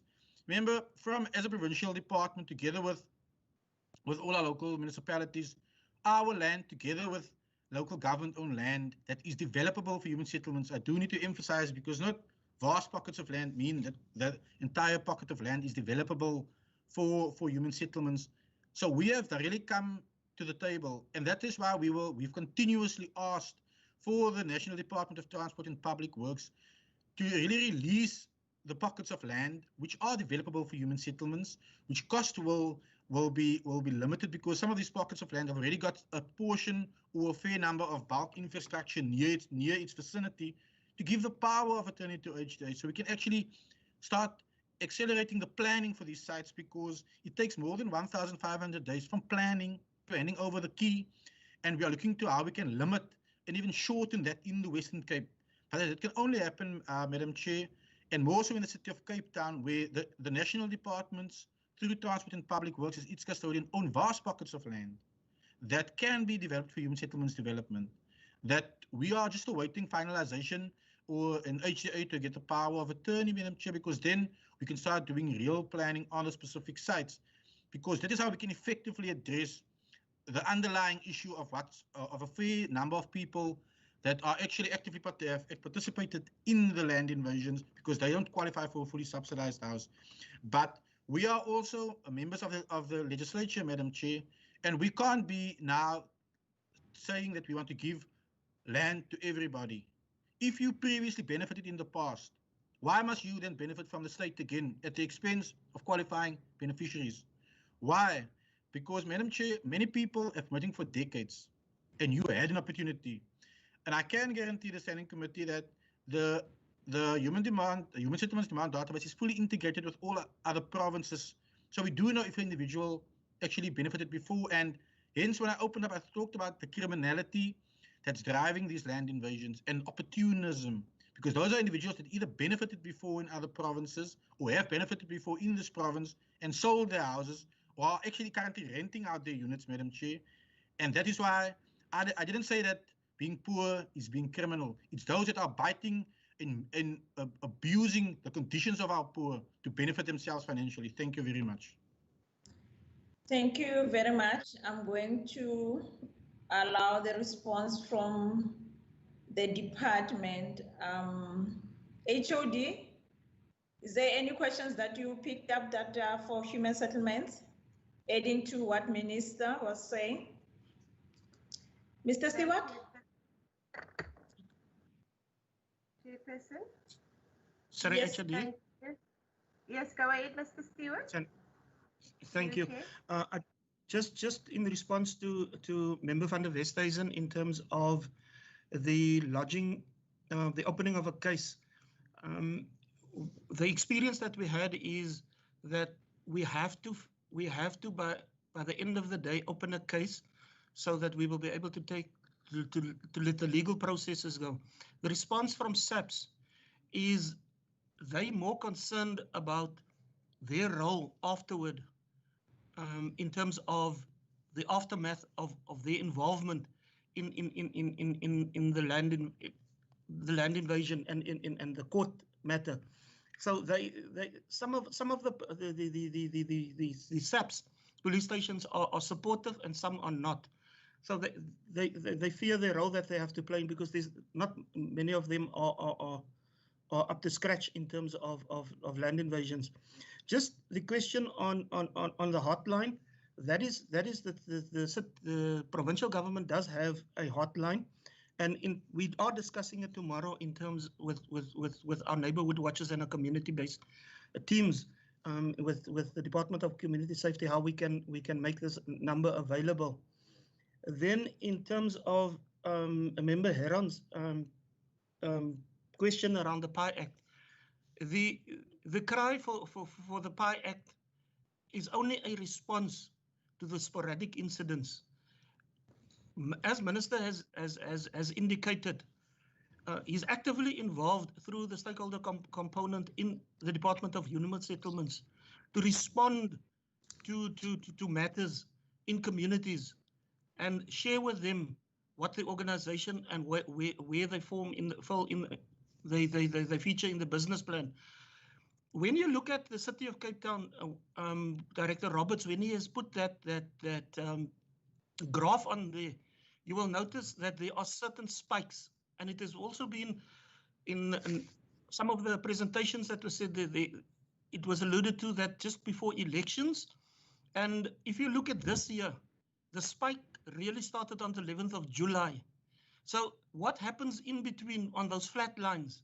That is where the messages are going to. There was the old adage where communities would bring in a letter of frustration, handed in. This is a memo that we hand in. The minister and the stakeholder team would then go to the communities, share with them the planning initiatives, and that's the type of consultation that has happened, and that's the flat line period, and how they must register on the database. So the PI Act, the Cry for PI Act, is not only, it's not an instrument to address our problem in land division, but it is there to facilitate as a quick response to address the matter. We must also be mindful that we are not only speaking to government-owned land. We are inundated now with calls for private land. What's going to happen to our land? The impact of the recent judgment, that is what is concerning the private sector as well. We have developers coming in that they want to now develop land, and what's going to happen? What assistance can Western Cape government give in terms of that? So the PI Act is not only for government, it is for the broad sector. Thank you. Thank you very much. SAPS, Brigadier. Yeah, thank you, Madam Chair. There's quite a few questions we need to answer here, so I'll kick off. Firstly, the question from Honourable Mackenzie regarding the CIG or the intelligence community. Yeah. Early warnings are submitted and issued to the various stations or various components with recommendations pertaining to those early warnings. I would like to bring under the attention of the Honourable Member that with the previous slides, it is shown that there is a vast number of hotspots within the Western Cape area. We also need to know or take cognizance of the fact that land invasion is not our only operational priority. There is other priorities within the province that also enjoys attention. So to answer the Honourable Mackenzie, yes, there is early warnings pertaining to land invasions that does get addressed. I would like to bring under the Honourable's attention also that there's words like operationalize being utilized here on this platform. And to operationalize information, to operationalize certain early warnings, there is a criteria that has to be followed. There must be certain elements within that information so that it can be operationalized.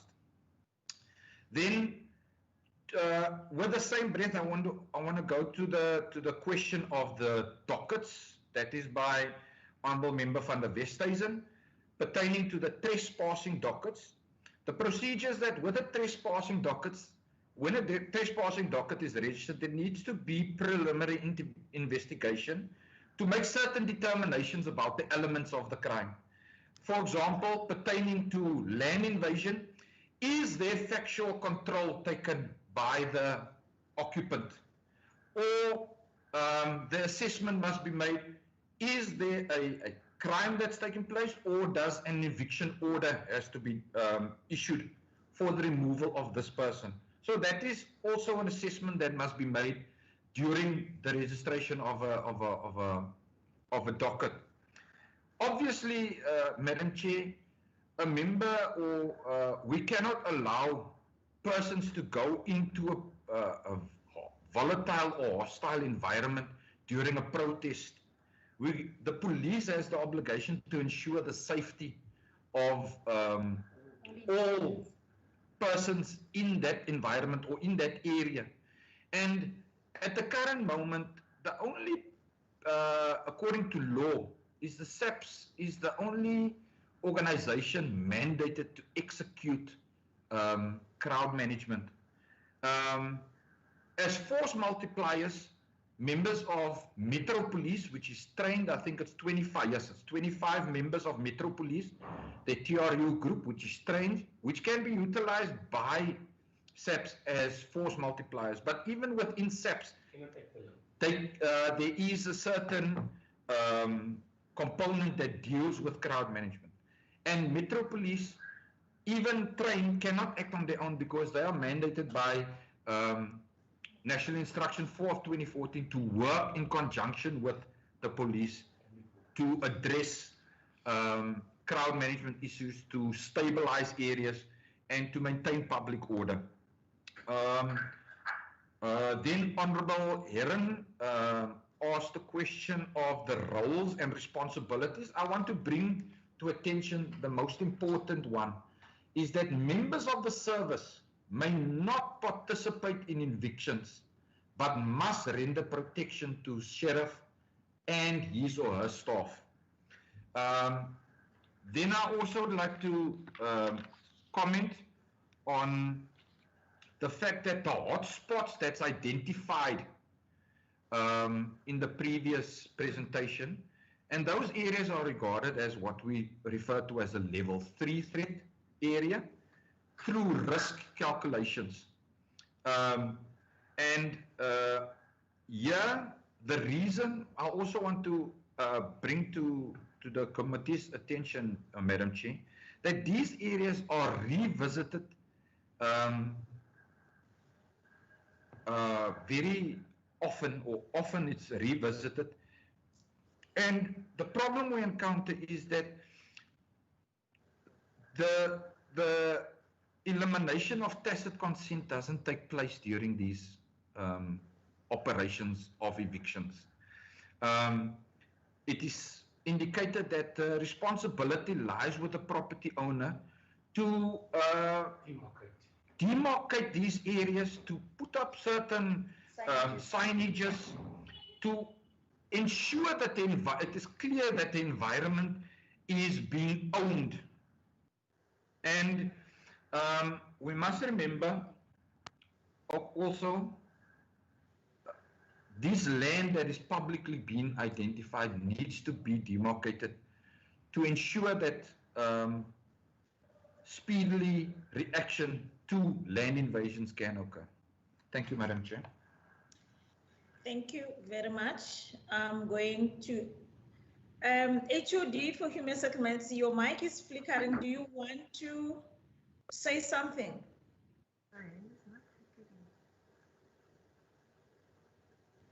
Good day, Chairperson. No, I'm not sure why my hand is flickering. I'm not flickering my hand. I maybe just want to make some closing remarks from our department. Most of the questions that were directly were directed at our department has been answered. I will come back to you with the closing remarks. I'm going to ask if the members they want to have clarity with some of the responses. I'm going to hand over to the community safety. Mr. Putier. Thank you, Chairperson. Maybe also just one comment that Honourable Mr. Heron also made, that he asked, do you believe you could solve this issue by law enforcement? And I just want to say that this is not exclusive law enforcement, and we'll have to find alternative solutions, a social solution and inclusive solution of all role players. Otherwise, this law enforcement will never have enough resources to deal with it in that manner. Thank you, Chairperson. Thank you very much. Members, is there any other questions that are still outstanding? Member Allen, I see your hand. Is it the old hand or new one? Member Mare, also your hand is still up. Is it the old or new one? It is one relating to what has just been said. I came back from where I was, so I'm back in the meeting. Thank you, Chair Lady. If I can get a chance, I would like to pose a question. Okay, you can Somar do that. Thank you, Madam. I've listened very carefully since I came back, and there's certain things that I would like clarity on. I know for the time that I was mayor of the city of Cape Town, we introduced not only the Metro Police, but I introduced municipal courts. Now, municipal courts are there to deal with municipal bylaws and the implementation of it. To what extent does the municipal courts have any say on issues like land invasion? How does it fit into the bylaws if somebody just come and he decides he's going to put the shack up next to Checkers or here opposite my house? Does it constitute in terms of the department a nuisance, a public nuisance to be addressed by the municipality? That's the first thing. Then what is the big plan to come back to what Honourable Member Heron also said? What is the master plan for planning in the Western Cape and the Metro? Do you want to bring labour close to the factories, or is your plan to take the factories to where the people are? What is your plan? Densification of the Metro or de-densification and accommodating people where there is land allocated for that, for social housing, and then encouraging growth areas where factories and job opportunities can be taken closer to where the people stay. I'd like to see what is the grand plan, scheme of things.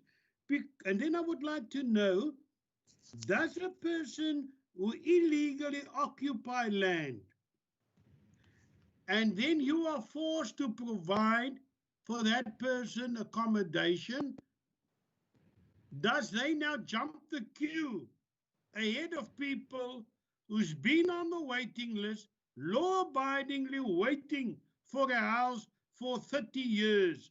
Who are you going to satisfy first? The man who's on a housing waiting list for 20 years, living in a backyard or living in a caravan on your list, or the man who yesterday invaded land, and because of the court saying you can't remove him unless you give him adequate accommodation, is he going to jump the queue? I'd like to know, because this will be a big issue for me next year in the election. Are you allowing land invaders to jump the queue ahead of the hundreds of thousands of people on the waiting list for the past 30 to 40 years? Thank you very much, Member. I think from my side, the last question, it will be in the rural areas, we have seen where land invasion has been happening as the communities hears that there are projects that are going to happen on some of the land parcels that are available for those projects. Now, how is the department assisting the municipalities to make sure that that is countered, to make sure that that doesn't happen and those projects are implemented speedily to make sure that the land invasion is not happening, because that is it's what is happening. We need to have an action plan of what do we do as we see that the trend is that as the communities know the project is coming, they do land invasion so that they can jump the line to be included in those projects as they get rolled out.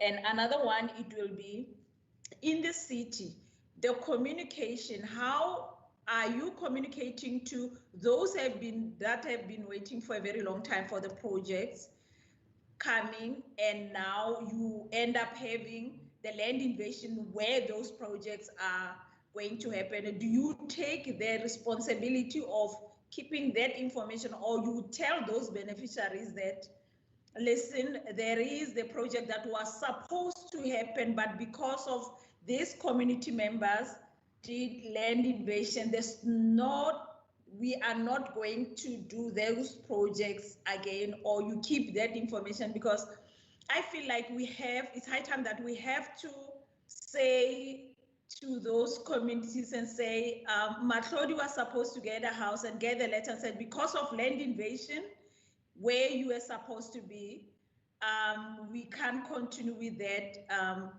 housing project like we said we are going to implement it.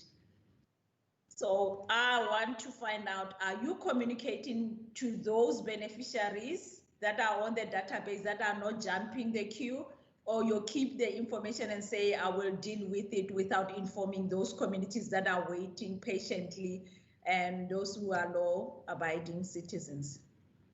I'm going to take the department first and the city. And Minister, I see your hand. Madam Chair, no, thank you. I'll answer one part of your question and I'll ask my HOD to answer the balance of that question. Because I think Member Marie asked the issue of the allocation of a housing opportunity to a qualifying beneficiary vis-a-vis those that have been, that's living in backyards or in a caravan, as he stated it, or those that we need to react to, you know, that either invading land or that appropriate housing needs to be provided for. Madam Chair, and I'll answer this in terms of the guideline which we issued to all municipalities in August last year, which focuses on our greenfield projects, because in a lot of areas we do have greenfield projects that have a de-densification aspect, giving them clear guidelines on the process of how we need to identify beneficiaries. And this is now in the metro and all non-metro areas as well, Madam Chair. And our criteria or our priority beneficiary allocation list, which we would like municipalities to implement, and you would have seen it is actually being done. It's firstly our elderly people that are 60 years and older, because they normally have been on the waiting list for 30 years and more. Secondly, it's a person with a disability, a proven medical disability, Madam Chair. Thirdly, it's those that have been on the waiting list for 15 years and longer. And fourthly, and we were the first province, we're the only province thus far I'm aware of, to have formally prioritized backyard dwellers, with the emphasis that you need to be on the beneficiary waiting list. You would have needed to be registered on the beneficiary waiting list, Madam Chair. And which means, in a nutshell, Member Marie, that's the priority list when we look at greenfield projects with the de-densification aspect. But there's also projects that happen inside of a community, a brownfield project, where I think, you know, municipalities tend to engage these specific communities, because projects are not just ward-based anymore. They focus on addressing the housing backlog of an entire municipality. that includes the city of Cape Town. That's the way that they do their projects, not just to address a specific ward, but the way that the allocation agreements are done. That's why you have project steering committees. And I would like my HOD to now expand on that. Thank you very much, HOD. Thank you very much, Minister. HOD? Thank you, Minister. Our approach from the Department of Human Settlements, Western Cape, it's a multi-pronged approach. It's data-driven, it's evidence-based. Mr. Roy Stewart spoke to the evidence and the information that informs our response. So yes, one is law enforcement in a reactive manner, but we also seen benefits from our proactive intervention monitoring of the sites, and we also use a certain degree of intelligence when we look at how we manage our land. It is multi-pronged, and one of the approaches is manage land settlements. How can we expedite the development of greenfields or vacant land parcels that's owned by a department or the municipality that's earmarked for human settlements? So looking at expediting the implementation of our pipeline, and also looking at expediting the completion of the units and allocating the units. We have preempted land invasion or destruction of our properties in Vlakkeland in Drakenstein, for example, where we move beneficiaries in to the properties before it was completely finished, but it must adhere to occupational and health and safety requirements.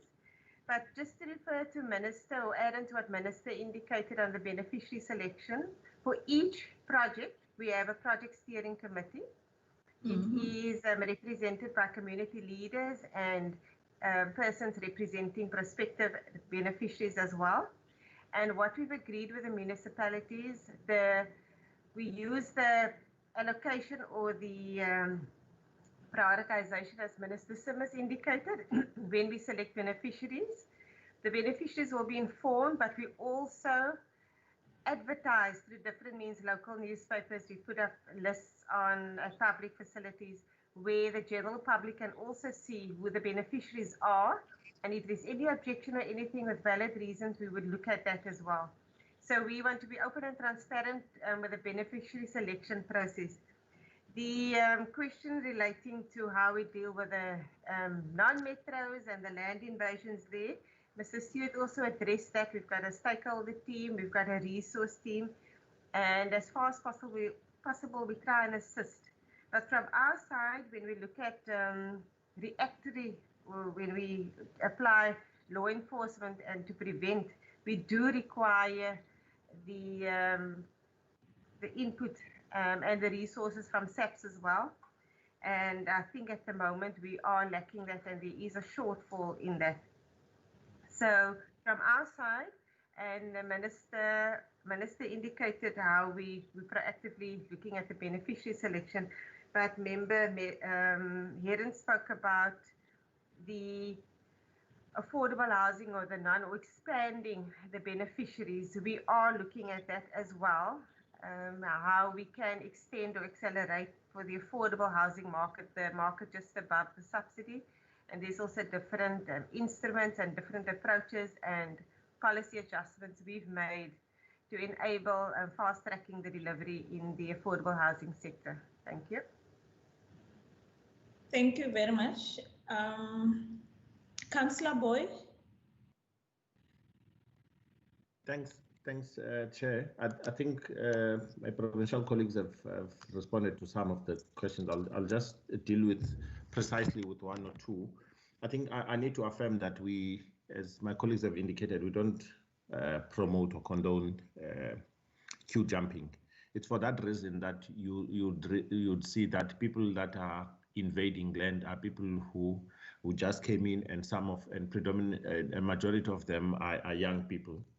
So we follow the guide that we mostly give houses to those that have been long on our waiting list, and also the vulnerable groups, which is your elderly people, your disabled people, and child-headed households, as it has been prescribed. And moreover, and on another question by Honorable Marais, I think on our current special development framework, we focus mostly on it focuses mainly on inclusive development areas, which means We are also we are also making development in the urban inner city to try and address the issues of apartheid special disturbances, and we're trying our level best to deal with that.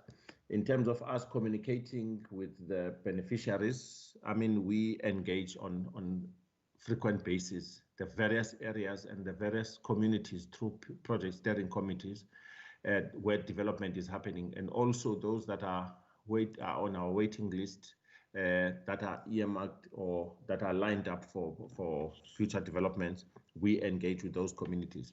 It's for that reason that I was making when I was making an input earlier on, I said one of the things that we do at our level best is to make sure that we keep those communities abreast with whatever information, and it's people who are invading land are people that are not earmarked for that those land parcels. That's why I cited area in Makaza and Kailicha, because if you know very well that you're going to benefit in a particular project, I mean, why would a person go and invade that particular site? Mm-hmm. You go to the Mahama project. I mean, the people that are earmarked for those projects, they've been patiently waiting, and they know very well that we have communicated with them. But there's an act of criminality that is at the center of this, and I think SAPS and also safety and security did mention to that part. So, but there is communication, and we also on every week from my office, we issue out statements in updating our communities on various projects that we're doing, from BNG, to PHP, also to social housing. We're communicating very well on that part, and also in the next week, we'll be having another press out to highlight the projects that will be rolling out on social housing, because social housing we're taking it very seriously as the city of Cape Town, to make sure that we develop the areas that I've cited, your Salt River, your Goodwood, your Woodstock, and etc. So the communication is very important for us. Thanks. Thank you very much. I see the hand of Brigadier Bowman.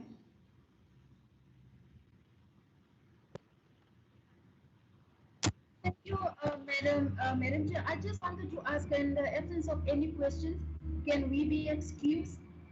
Yes. Thank you so much. Thank you very much also for being part of the meeting. We really appreciate your presence, and we hope to engage in future also. I think, members, there's no hand that is still raised now. We are going to thank all that have joined us in the meeting today.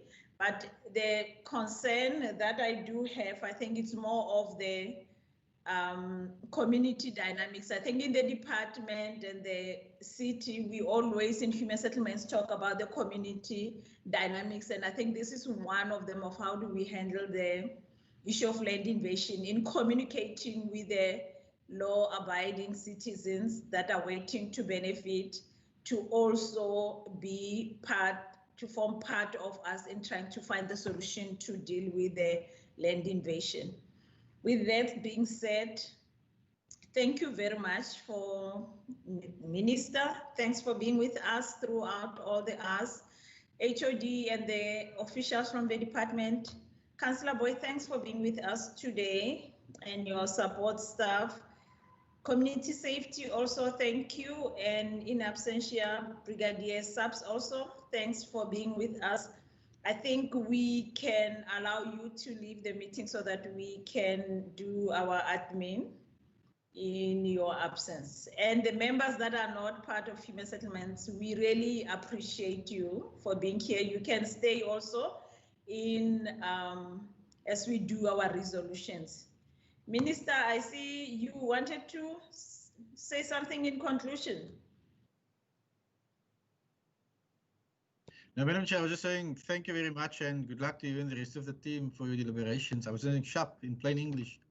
Okay, thank you very much. Unfortunately, I can't offer you coffee, but you can go and have coffee where you usually have when we have the meeting visual. Members, let's continue with the resolutions. Is there any resolutions that you want us to capture? I'm going to go through the SIC. Member Lily, as I see the list on participants. Member Lily? Okay, so thank you. Shumis have raised. Member Mare, I see your hand. With your permission, I would like the committee to consider that the provincial parliament, in terms of their constitutional obligations with regard to provincial planning, interact with the City of Cape Town and other municipalities to design a land use plan for the Western Cape that will give the courts enough reason to, for once in their lifetime, rule in our favor with regard to land invasions. Unless we have such a plan about where housing will be allowed and where people will be allowed to erect informal settlements, of course, in terms of certain standards and with permission of the city, we are going to go down a road of anarchy and lawlessness. So I would like the committee to consider such a resolution encapsulating what I've just said. Thank you. Thank you very much. Is there any contribution from the members? Chairperson, are you done with the resolutions? No, we are not done. We are still busy with it. I'm waiting to hear from all of you with the resolutions. You can come in. I think Member Regan Allen's hand was up before me, sorry. Okay, I'm not seeing any hands. Member Regan, over to you. Sorry. And after, it's Member Brett Herron. So sorry, Chairperson. In terms of the input from Member van der Westhuizen to refer to the ComSafe committee for a detailed briefing on the POPs deployment and their role in the whole land invasion issue, for that to be referred to the ComSafe committee for further deliberation and briefing. Okay, thank you very much. Member Herron?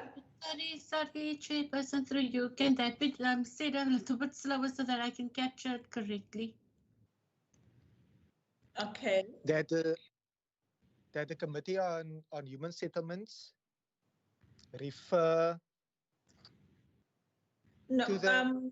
sorry, Member Regan.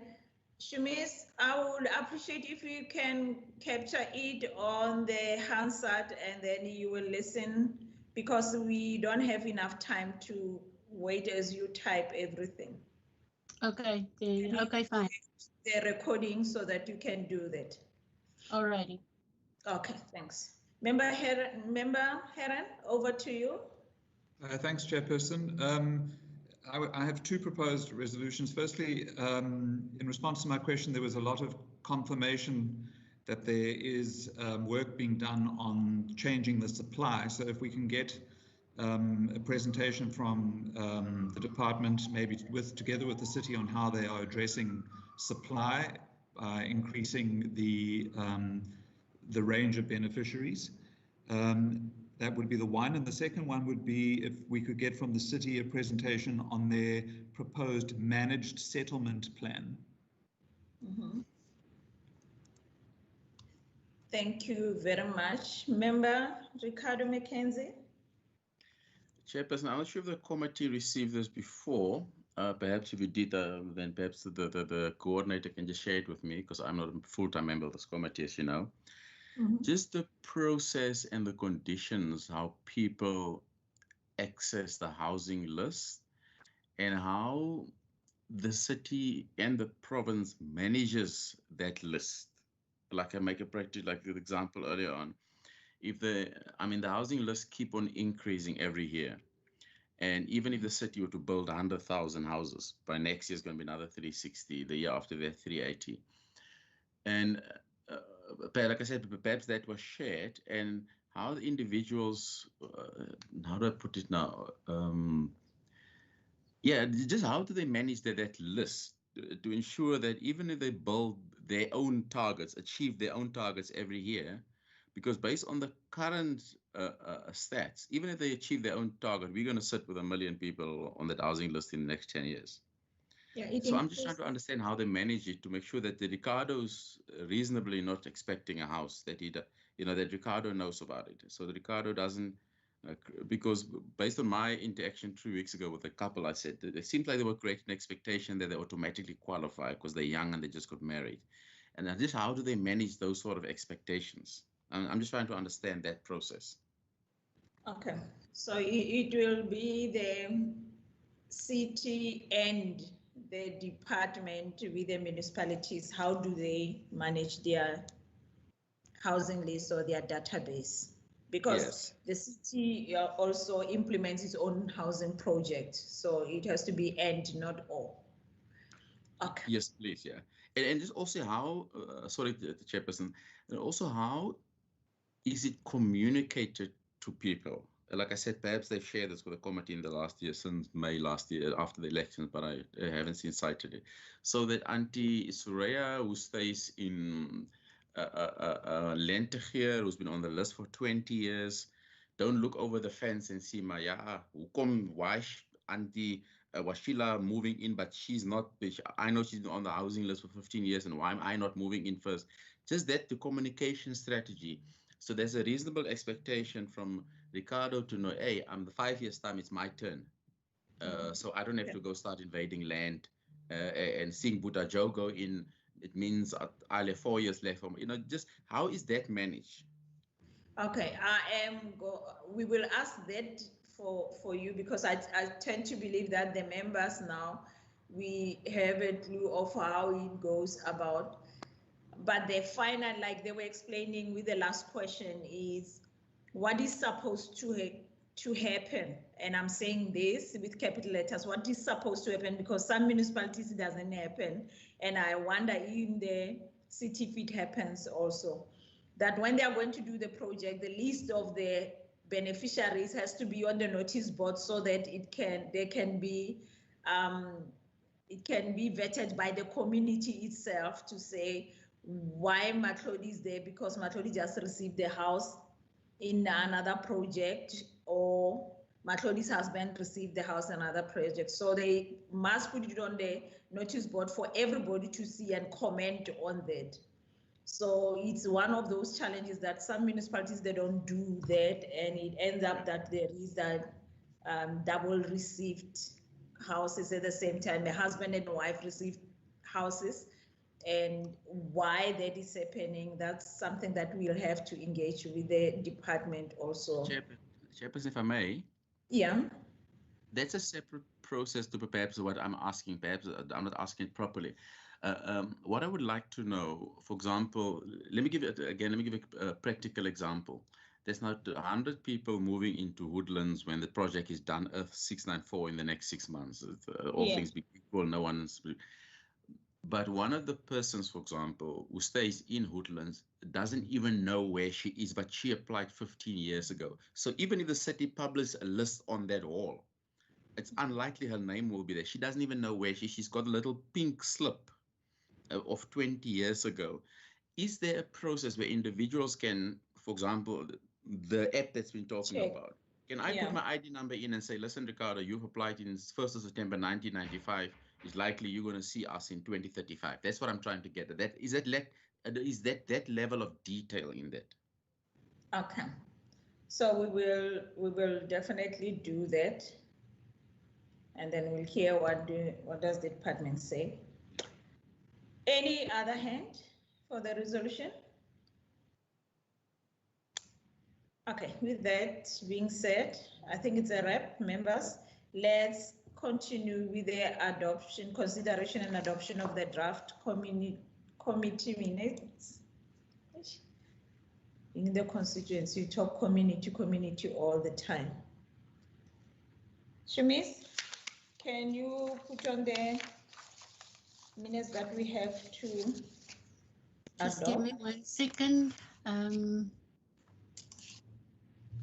the meeting that was held on the 28th.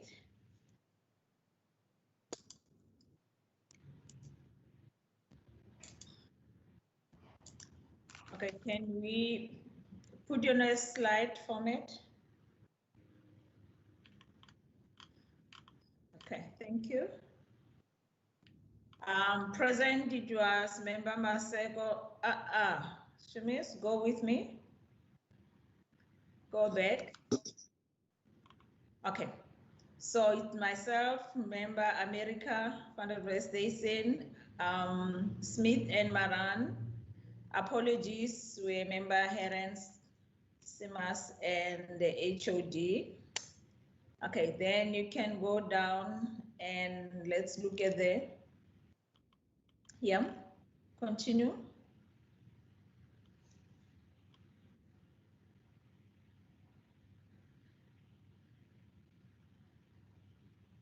The recommendations and the actions, the 3.1, the committee requested that the department provide with report on green technology in Transhex and other housing projects.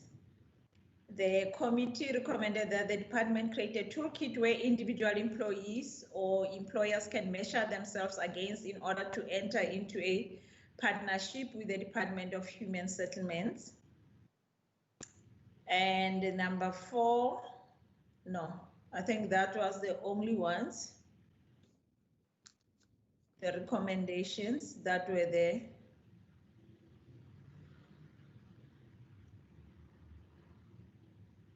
Any correction, members?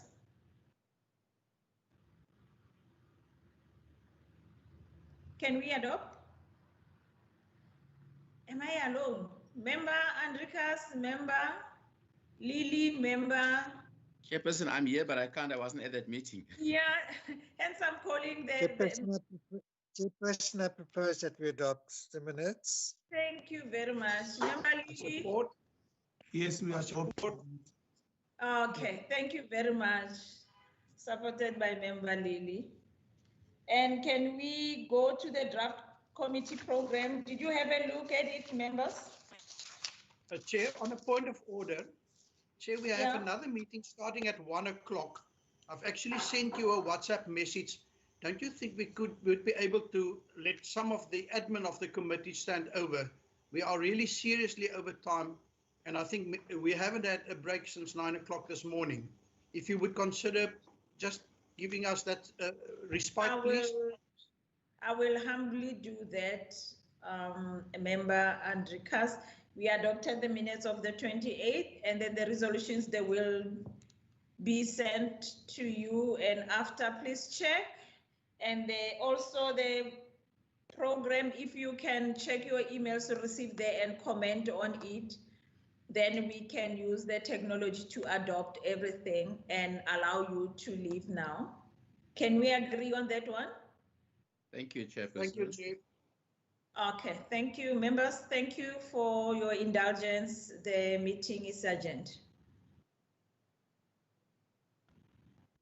Thank you, Chair.